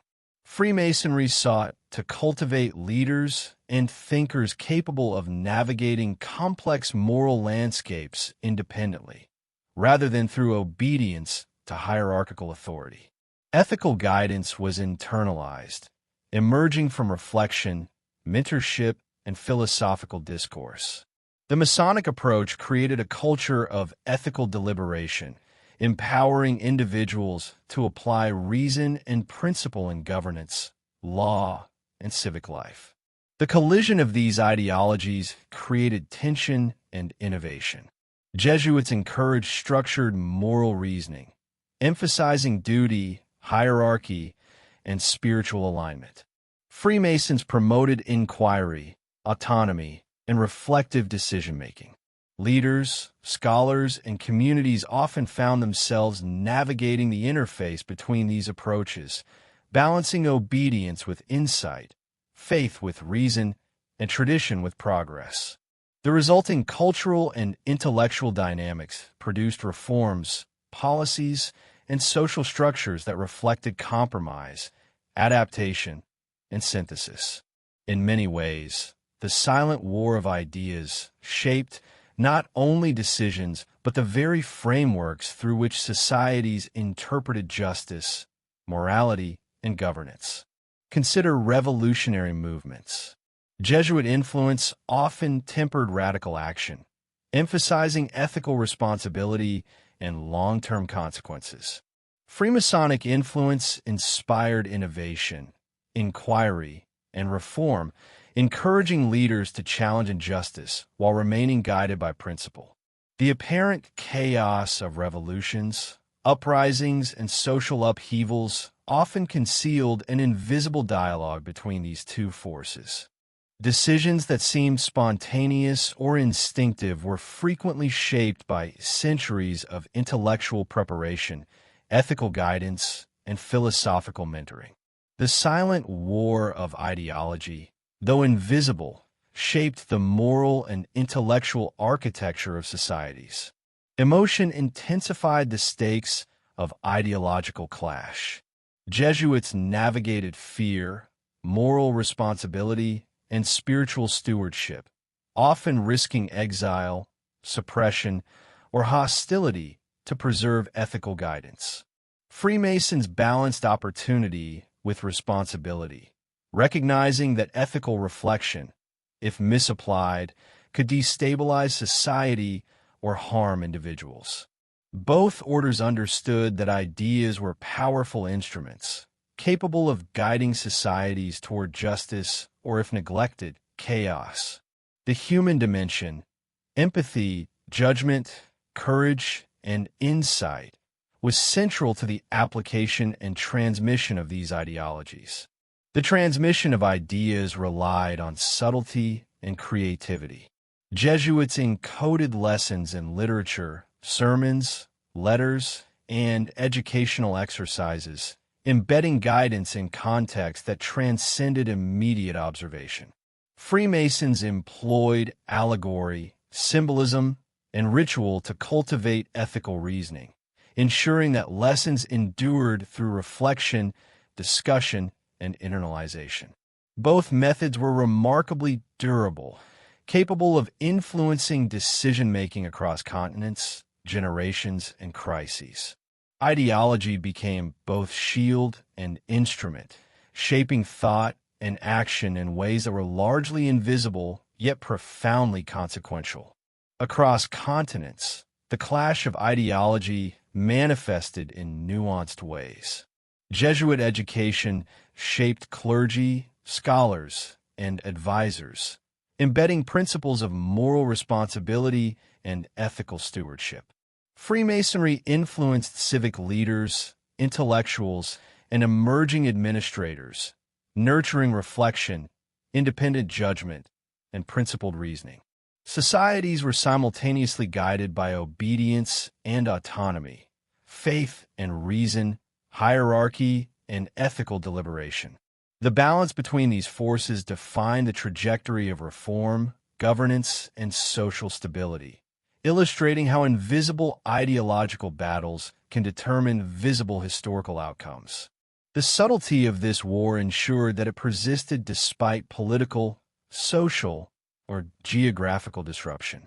Suppression, exile, and cultural change could not entirely eliminate influence, because the power of ideas transcends time and place. Jesuits and Freemasons understood that ideology was not a tool to be imposed. It was a force to be cultivated, internalized, and applied, allowing influence to survive even when visible structures were dismantled. Knowledge, morality, and reason became enduring instruments of quiet power, shaping thought and action across generations. By the 19th century, the legacy of these ideological clashes was unmistakable. Educational systems, governance structures, social norms, and civic institutions reflected the subtle interplay of obedience and reflection, faith and reason, hierarchy and autonomy. Jesuits and Freemasons, through centuries of mentorship, counsel, and philosophical cultivation, had left an invisible but indelible imprint on society.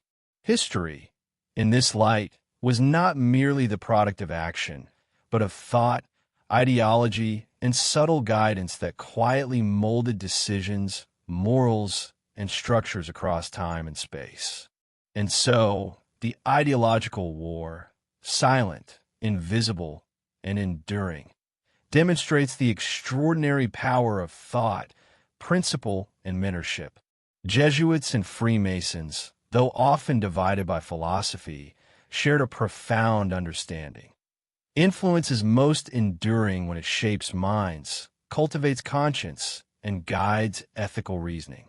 Across continents, through counsel, ritual, and reflection, they created a subtle architecture of power, one that continues to echo in the moral, political, and intellectual fabric of modern society. The silent war between Jesuits and Freemasons extended deeply into the political arena, where influence often manifested not through force or overt power, but through careful strategy, mentorship, and discreet guidance.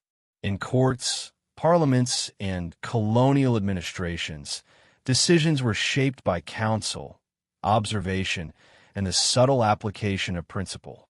Jesuits and Freemasons understood that real power often worked best when invisible, guiding outcomes without revealing the hands that steered them. The political landscape became a chessboard, with leaders as pieces influenced by invisible currents of thought, ethics, and strategy. Jesuits approached politics as an extension of moral and spiritual stewardship.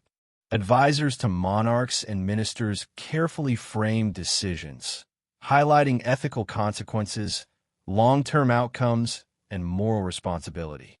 Their guidance was strategic, meticulous, and often delivered with patience, ensuring that leaders internalized lessons and considered ramifications. Even in exile, Jesuits maintained correspondence with allies, shaping decisions across continents. The subtlety of their approach meant that influence could endure political upheaval, suppression, or exile, demonstrating that knowledge and ethics could shape governance as powerfully as armies or decrees. Freemasons, in contrast, approach politics through mentorship, discussion, and ethical reasoning. Lodges served as hubs where emerging leaders, administrators, and thinkers were trained to analyze decisions critically, weigh consequences, and act in accordance with principle. Influence was subtle, empowering individuals to make autonomous choices guided by internalized ethical frameworks. The Masonic approach cultivated resilience, judgment, and foresight, ensuring that those in positions of authority exercise power responsibly, even amidst uncertainty or conflict. The interplay between Jesuit and Masonic strategies created tension, competition, and opportunity. Jesuits emphasized structured guidance, moral duty, and adherence to faith, while Freemasons promoted autonomy, rational inquiry, and ethical deliberation. Leaders navigating both currents often faced complex choices, balancing obedience with reflection, tradition with innovation, and hierarchy with principle. This invisible interplay shaped policies, alliances, and reforms, revealing that political outcomes were frequently the product of subtle, enduring influence rather than overt confrontation or coercion.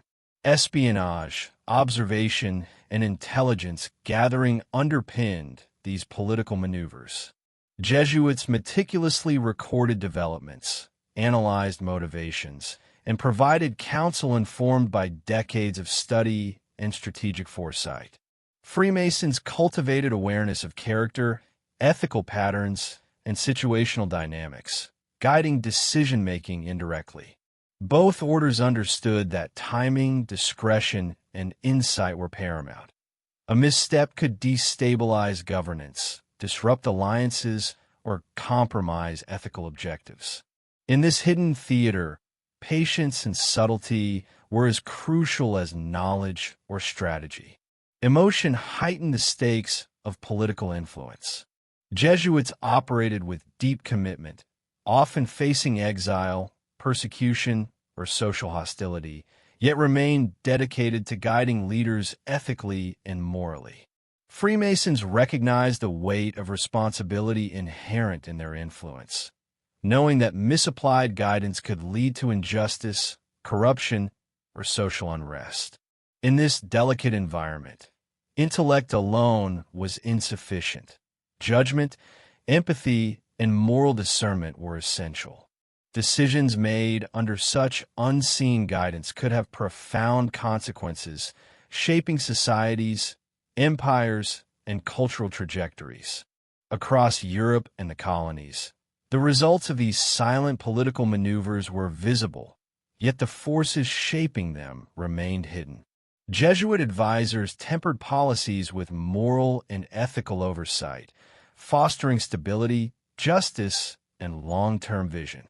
Freemasons encouraged reflection, ethical reasoning, and principled decision-making, guiding leaders to enact reforms, uphold fairness, and navigate complex governance challenges. The outcome was a political landscape subtly shaped by centuries of mentorship, counsel, and philosophical influence, proving that power often operates most effectively when invisible. Consider revolutions and social reforms. Jesuits, through counsel and ethical framing, often sought to guide leaders and reformers toward actions that balance justice, morality, and long-term stability.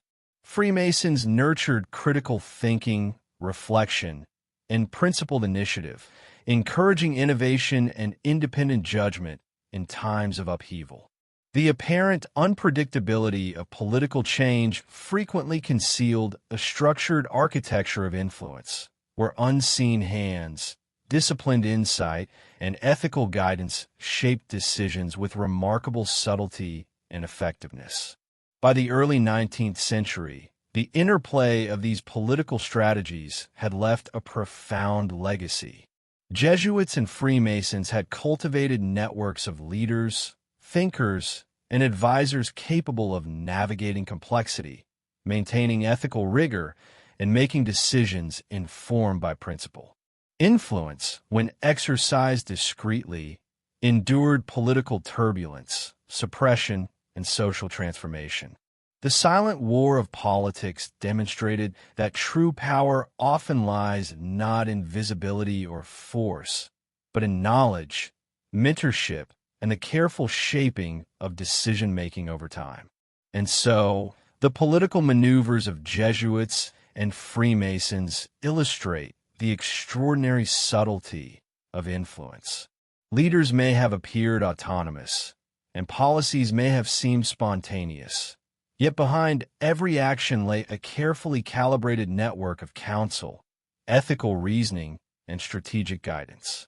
Across continents, governments, and colonies, the silent war quietly shaped the trajectory of history, proving that the most enduring power often resides in the unseen, guiding minds and shaping choices long after visible structures have faded.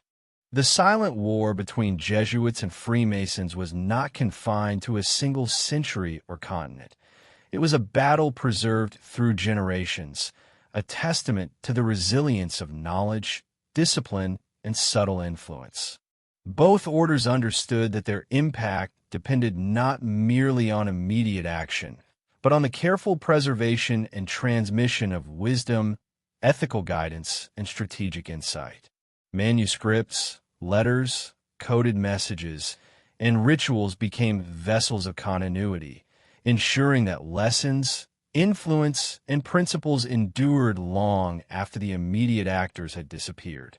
History, in this light, was a living archive of invisible hands shaping destiny across time. Jesuits, with their rigorous intellectual and spiritual training, excelled in recording, archiving, and transmitting knowledge. Codices, diaries, letters, and theological treatises were meticulously maintained, often coded to ensure secrecy. These archives were not mere academic exercises. They were instruments of enduring influence. Missionaries in distant lands documented culture, politics, and governance, creating a repository of insight that could guide leaders and societies for decades, even centuries. Knowledge, carefully preserved, became a subtle but powerful weapon in the silent war, allowing influence to transcend immediate circumstance and geographical limitation. Freemasons preserved influence differently, relying on ritual, allegory, and mentorship. Symbolic teachings, initiation ceremonies, and coded guidance ensured that ethical principles and philosophical reasoning were internalized by successive generations. Knowledge was not only transmitted intellectually, but experienced emotionally, morally, and spiritually, embedding lessons into the character of initiates. Freemasonry's emphasis on continuity through personal development created a network of ethically grounded thinkers capable of navigating complex social and political landscapes long after the original architects of the lodges had vanished. The preservation of secrets required extraordinary discipline. Jesuits, under threat of suppression or exile, continued their work with diligence and foresight. Freemasons, often operating under scrutiny or prohibition, maintained discreet networks of mentorship and reflection. Both orders recognized that time could be both ally and adversary. Influence could grow, deepen, and extend if preserved carefully, but it could also vanish if attention, secrecy, or fidelity to principle faltered. The battle, though silent, demanded unwavering commitment to the careful stewardship of knowledge. Consider the methods of preservation. Jesuits often encoded sensitive correspondence or insights within theological or philosophical texts, accessible only to those trained to interpret them. Freemasons embedded guidance in allegorical narratives, rituals, and symbolic lessons, requiring reflection, interpretation, and ethical engagement to unlock meaning. Both methods ensured that influence was durable, capable of traversing suppression, political upheaval, and the erosion of memory. Knowledge, when carefully preserved, became an invisible bridge connecting generations, ensuring that the silent war continued beyond immediate perception. Emotion and loyalty were central to preservation. Jesuits endured exile, imprisonment, and societal hostility with unwavering faith in their mission, understanding that every report, record, and codex could influence the future. Freemasons relied on trust, mentorship, and ethical responsibility, recognizing that the fidelity of initiates was crucial to maintaining continuity. In both cases, the human element, discipline, courage, and moral commitment ensured that influence could transcend the limitations of time, geography, and circumstance. The consequences of this preservation are profound. By the 19th century, Jesuits had ensured continuity of education, ethical guidance, and cultural observation across continents. Freemasons had cultivated networks of ethically grounded thinkers and leaders who continued to shape governance, society, and philosophy. Even when individual members or lodges were disrupted, the underlying principles, knowledge, and methods of influence endured, creating a legacy that was invisible yet deeply impactful. The Silent War had become an enduring struggle not of armies, but of minds, principles, and foresight. Across continents and generations, this preservation allowed both orders to adapt and respond to changing circumstances. Jesuits could advise new leaders, adjust strategies for evolving political and social contexts, and maintain influence despite exile or suppression. Freemasons ensured that ethical reasoning, reflection, and mentorship continued to shape emerging leaders, even in societies transformed by revolution, colonization, or cultural change. The continuity of influence demonstrated that time itself could be an ally, amplifying the subtle power of carefully preserved knowledge and guidance. Secrets preserved through time also fostered resilience. Jesuits and Freemasons, aware of the fragility of human memory and institutional stability, built redundancy into their methods. Archives, mentorship, and ritual ensured that knowledge and influence were not dependent on a single individual, location, or a generation. This foresight allowed both orders to maintain strategic advantage, continue their silent contest, and influence the trajectory of human thought and governance long after immediate challenges had passed. The interplay of preservation and influence underscores the depth of the Silent War. Jesuits and Freemasons recognized that control over information, ethics, and philosophy could shape societies, cultures, and history itself. By embedding wisdom, guidance, and principle in texts, rituals, and mentorship, they created an invisible architecture capable of enduring centuries. Leaders, societies, and nations were guided not only by contemporary counsel, but by generations of carefully curated insight, ensuring that influence remained subtle, sustained, and profoundly consequential. And so, the story of secrets preserved through time illuminates the extraordinary foresight, discipline, and ingenuity of Jesuits and Freemasons. Across centuries, continents, and generations, their silent war endured through meticulous documentation, ritualized teaching, and mentorship networks. History, when viewed through this lens, is not merely a sequence of events, but a complex tapestry woven by invisible hands, guiding thought, morality, and action across time. Influence, subtle yet enduring, proves that even in silence, the shaping of human destiny can be deliberate, disciplined, and profoundly powerful. As the centuries unfolded, the silent war between Jesuits and Freemasons left a legacy that is both invisible and profound, shaping societies, philosophies, and decisions in ways most would never recognize. This was not a war of armies, banners, or public battles, but of influence, guidance, and ethical principle. Across generations, continents, and empires, the strategies, mentorship, and subtle counsel of these orders quietly sculpted the moral, political, and intellectual fabric of the world. Their footprints, though concealed, are embedded in governance, thought, and the enduring architecture of civilization. Jesuits left an indelible mark through education, moral guidance, and disciplined observation.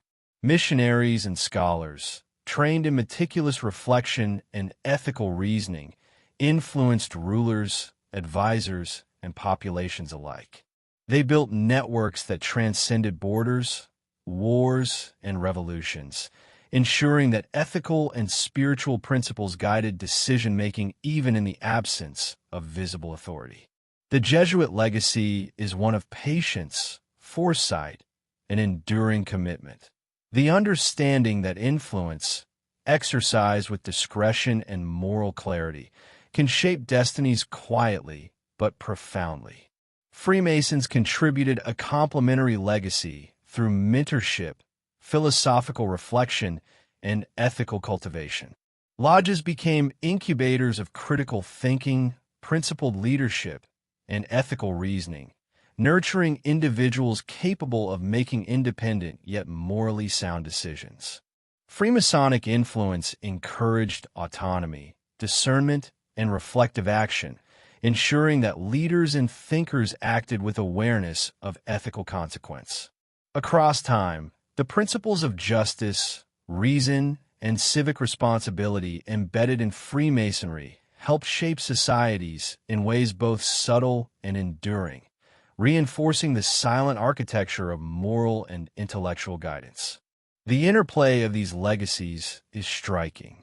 Jesuits emphasized structure, duty, and adherence to moral and spiritual principles, while Freemasons encouraged reason, autonomy, and ethical reflection. Together, they created a hidden network of influence that balanced obedience with reflection, faith with reason, and tradition with innovation. Decisions that shaped nations, laws, and cultural norms were often guided by this invisible collaboration, or tension, between two orders whose methods differed yet whose impact converged on the cultivation of thoughtful, principled action. Consider modern governance and societal structures.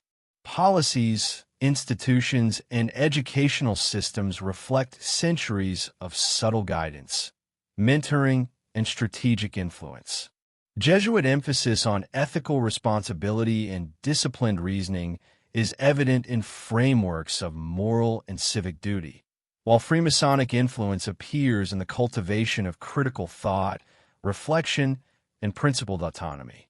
Even when the orders themselves are no longer directly involved, the structures they shaped continue to guide leaders and communities, a testament to the enduring power of subtle, disciplined influence. Emotion and human consequence are central to this legacy. Jesuits, often facing exile, persecution, and societal hostility, maintained their mission with unwavering commitment, understanding that guidance exercised ethically could protect, elevate, and reform societies over time. Freemasons relied on trust, mentorship, and reflection, recognizing that ethical reasoning and principled action had far-reaching consequences. Both orders understood that influence was a responsibility. It was not enough to shape decisions, but to shape them in ways that preserved moral integrity, societal stability, and human flourishing. Secrets, symbols, and rituals ensured that this legacy endured. Jesuit codices, letters, and theological texts preserved knowledge across generations, while Freemasonic allegories, ceremonies, and mentorship transmitted principles of reflection, ethics, and judgment. These methods of preservation were resilient, capable of surviving suppression, exile, and cultural upheaval.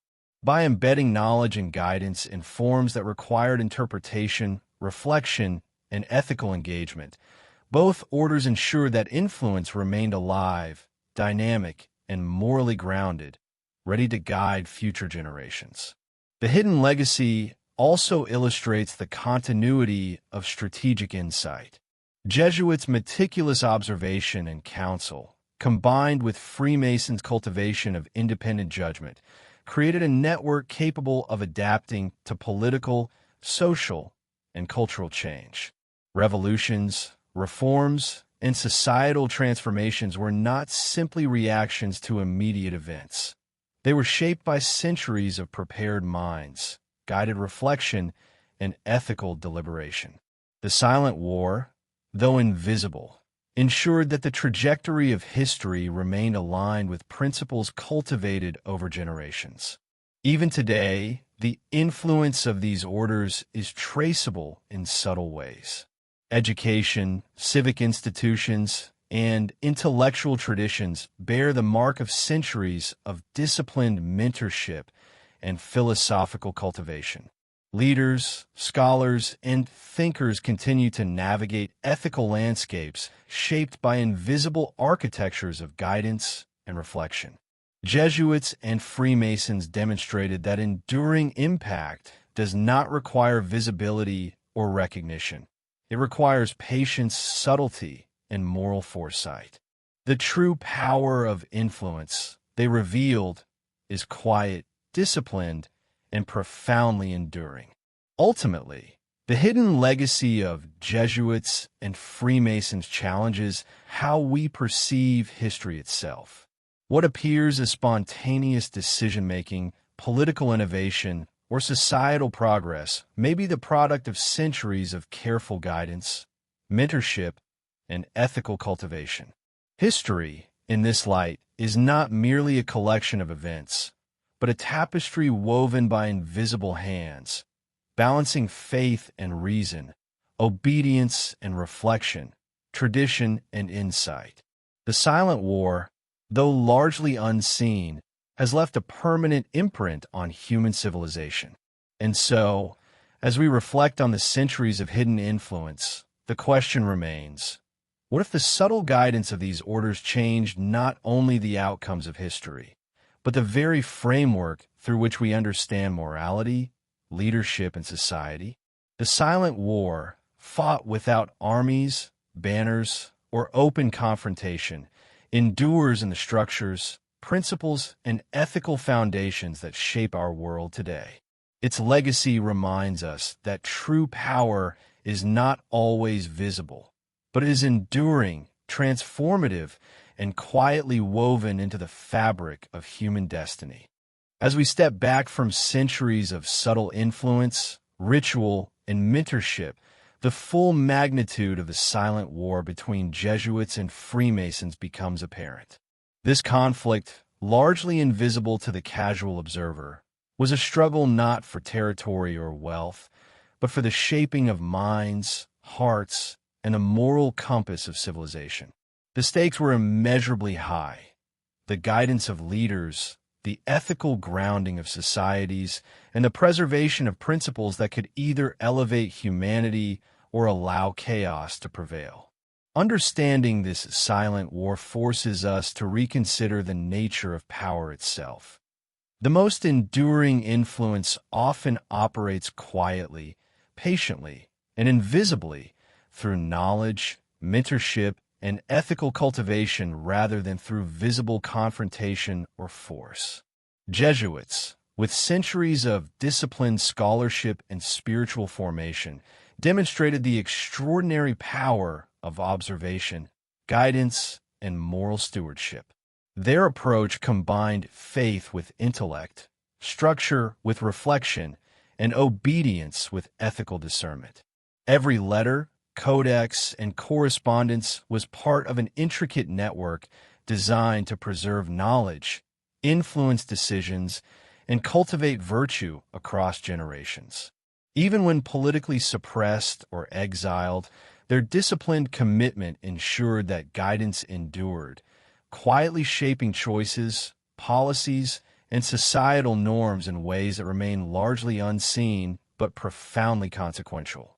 Freemasons, in contrast, relied on philosophical inquiry, reflection, and symbolic education to influence minds and decisions.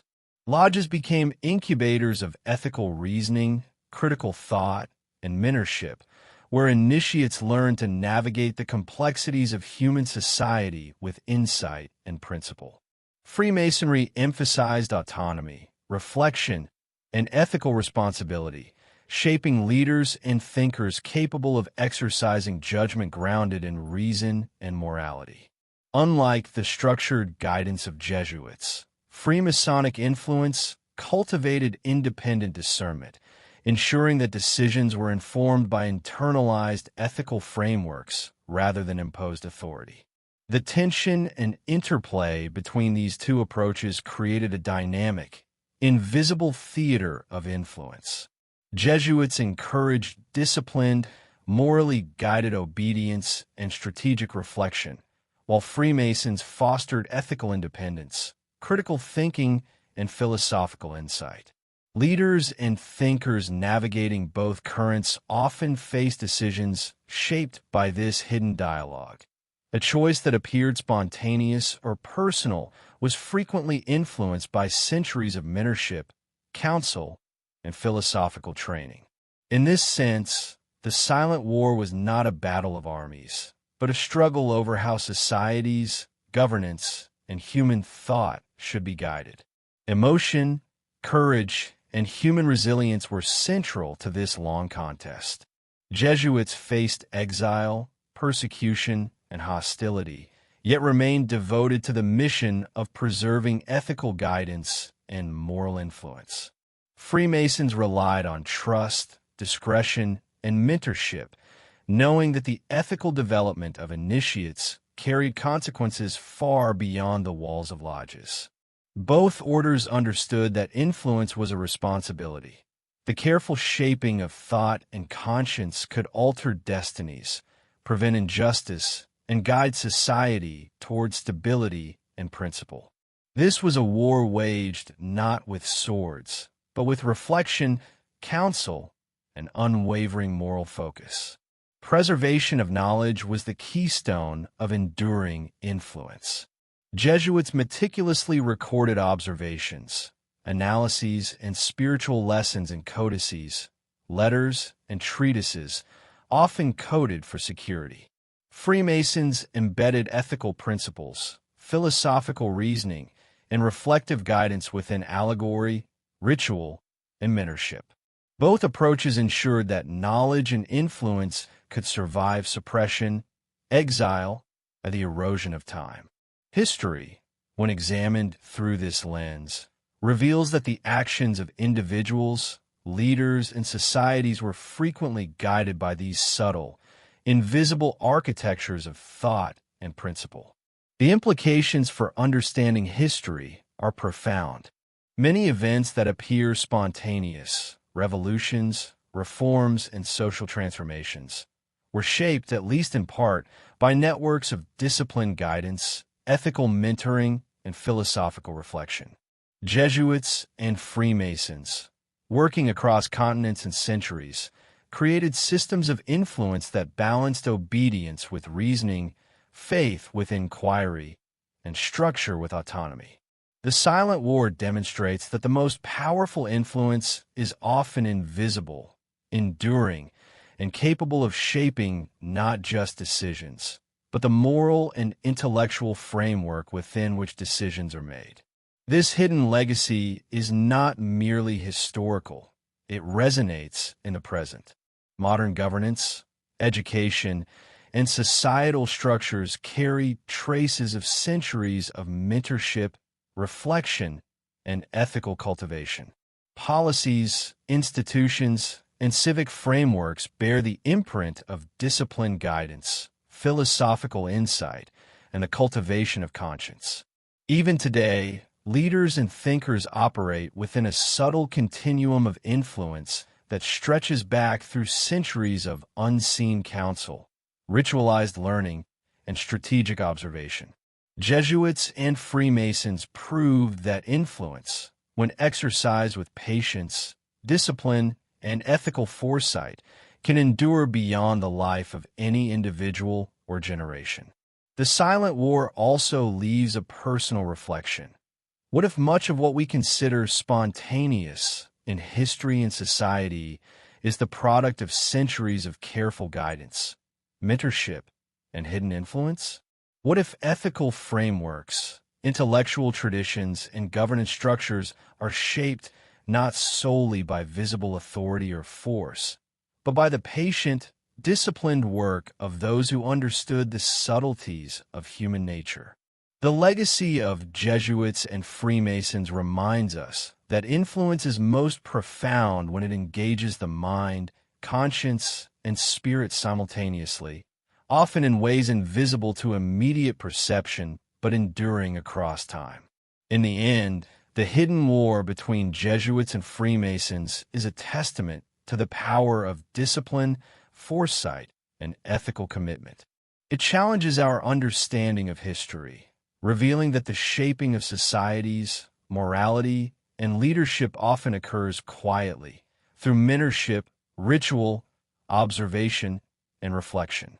While the battles were not fought with armies, and the victories were rarely celebrated in public, the influence of these orders has endured, shaping the moral and intellectual architecture of civilization itself. Their silent war demonstrates that true power is often invisible, subtle, and timeless, leaving a legacy that continues to guide human thought, action, and conscience. As we close this exploration, we are left with a lingering question. What if this silent war, fought across centuries in shadows and whispers, has already shaped the very world we live in, guiding choices, framing morality, and influencing the course of history in ways we can scarcely perceive? The hidden legacy of Jesuits and Freemasons compels reflection, urging us to consider not only the visible events of history, but the invisible networks of wisdom, mentorship, and ethical guidance that quietly sculpt human destiny. The story of Jesuits and Freemasons does not end with the closing of centuries. It continues to reverberate in the world around us, in ways often unnoticed yet profoundly shaping the course of human thought, governance, and ethical reflection. The silent war between these two orders reminds us that influence is rarely immediate or visible. True power, they demonstrated, works through patience, subtlety, and discipline, leaving traces across generations that mold human society without dramatic announcement or fanfare. Their legacies endure in education, law, philosophy, governance, and the very frameworks through which we interpret morality and duty. Jesuits, with their centuries of rigorous scholarship, spiritual formation, and meticulous observation, prove that ethical guidance and knowledge can endure exile, persecution, and political upheaval. Their methods, letters, codices, reports, and careful mentorship were designed to survive time, transmitting lessons in morality, strategy, and reflection to future generations. They understood that shaping the conscience of leaders, nurturing disciplined thought, and guiding ethical reasoning could have consequences far beyond immediate events. In essence, Jesuits wielded influence not as a weapon, but as a tool for enduring moral and intellectual cultivation. Freemasons, by contrast, cultivated influence through philosophy, mentorship, and symbolic instruction. Lodges became incubators of reflection, ethical reasoning, and principled judgment, training individuals to navigate society with insight, integrity, and independent thought. Freemasonry emphasized internalization of principle rather than external enforcement, nurturing leaders who could make decisions guided by reason, conscience, and foresight. The lessons embedded in rituals, allegories, and mentorship created a network of moral and intellectual guidance that transcended borders, centuries, and political upheaval. The convergence of these two approaches, structured guidance and reflective mentorship, produced a subtle but profound architecture of influence. Jesuits provided ethical structure, moral vigilance, and disciplined observation. Freemasons offered critical thinking, reflective autonomy, and philosophical insight. Together, they ensured that the shaping of decisions, policies, and societal norms was informed by both principle and reason, faith and inquiry. Leaders and societies navigated complex choices under the silent but persistent influence of these intertwined legacies. What may appear as spontaneous innovation, moral judgment, or civic reform often reflects centuries of invisible preparation, mentorship, and strategic guidance. Emotion and human responsibility were at the heart of this legacy. Jesuits endured personal hardship, exile, and persecution with unwavering commitment, recognizing that the cultivation of ethical guidance and moral reasoning was more enduring than temporary power. Freemasons relied on trust, discretion, and the ethical development of initiates, understanding that mistakes or moral lapses could reverberate far beyond the lodge. Both orders demonstrated that influence carries weighty responsibility. It is not enough to shape actions. One must cultivate conscience, character, and principle to ensure lasting impact. The Silent War, therefore, was not merely strategic, it was profoundly human. The preservation of knowledge, rituals, and mentorship was central to the endurance of their influence.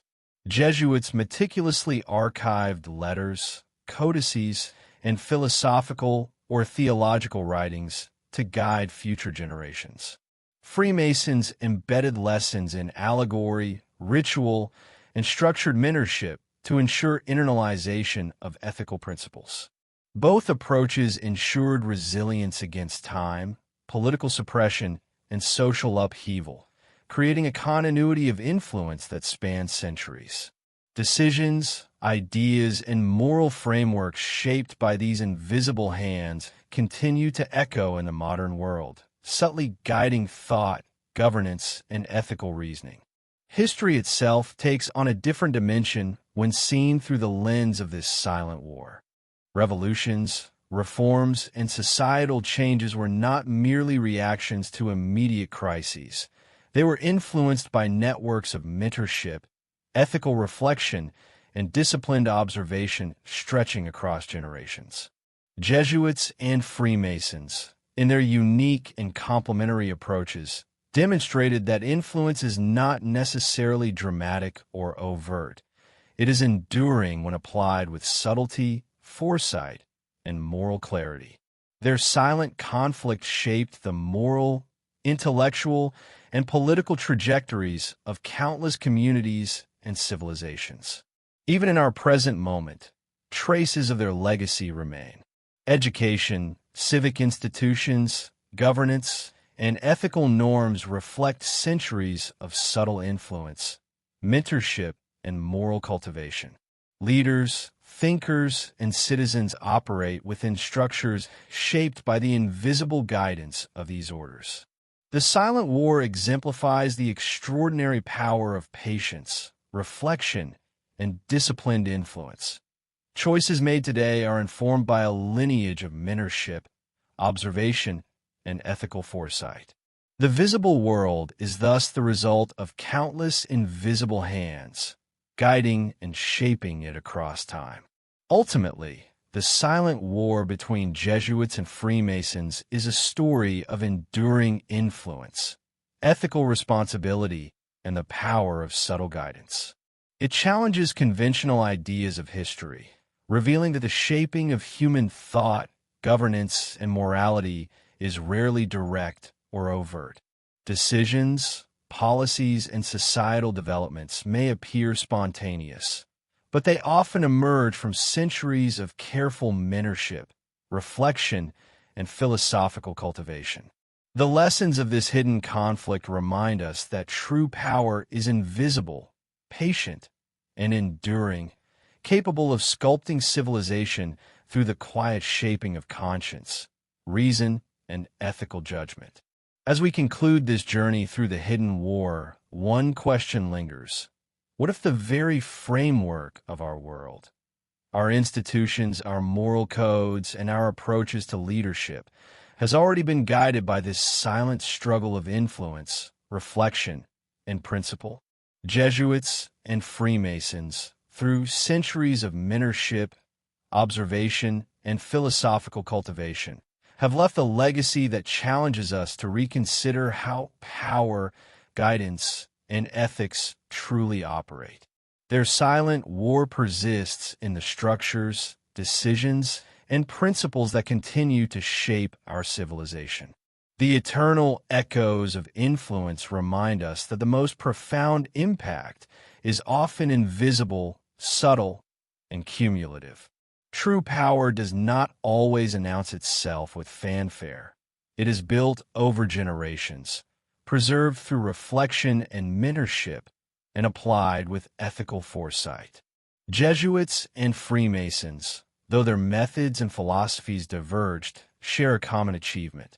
They demonstrated that the shaping of human destiny is most enduring when guided by wisdom, moral principle, and disciplined insight. The silent war they fought continues to echo through time, leaving a world shaped by unseen hands, thoughtful reflection, and ethical guidance. And so, as we reflect on the centuries of hidden influence, the silent war leaves us with a final meditation. What we see in history, society, and governance may be only a fraction of the story. Beneath the surface lies a tapestry of mentorship, strategy, and ethical cultivation, a hidden narrative guiding human thought and action. Jesuits and Freemasons remind us that the quiet shaping of conscience and principle is perhaps the most enduring and transformative force of all, a legacy that will continue to echo for centuries to come.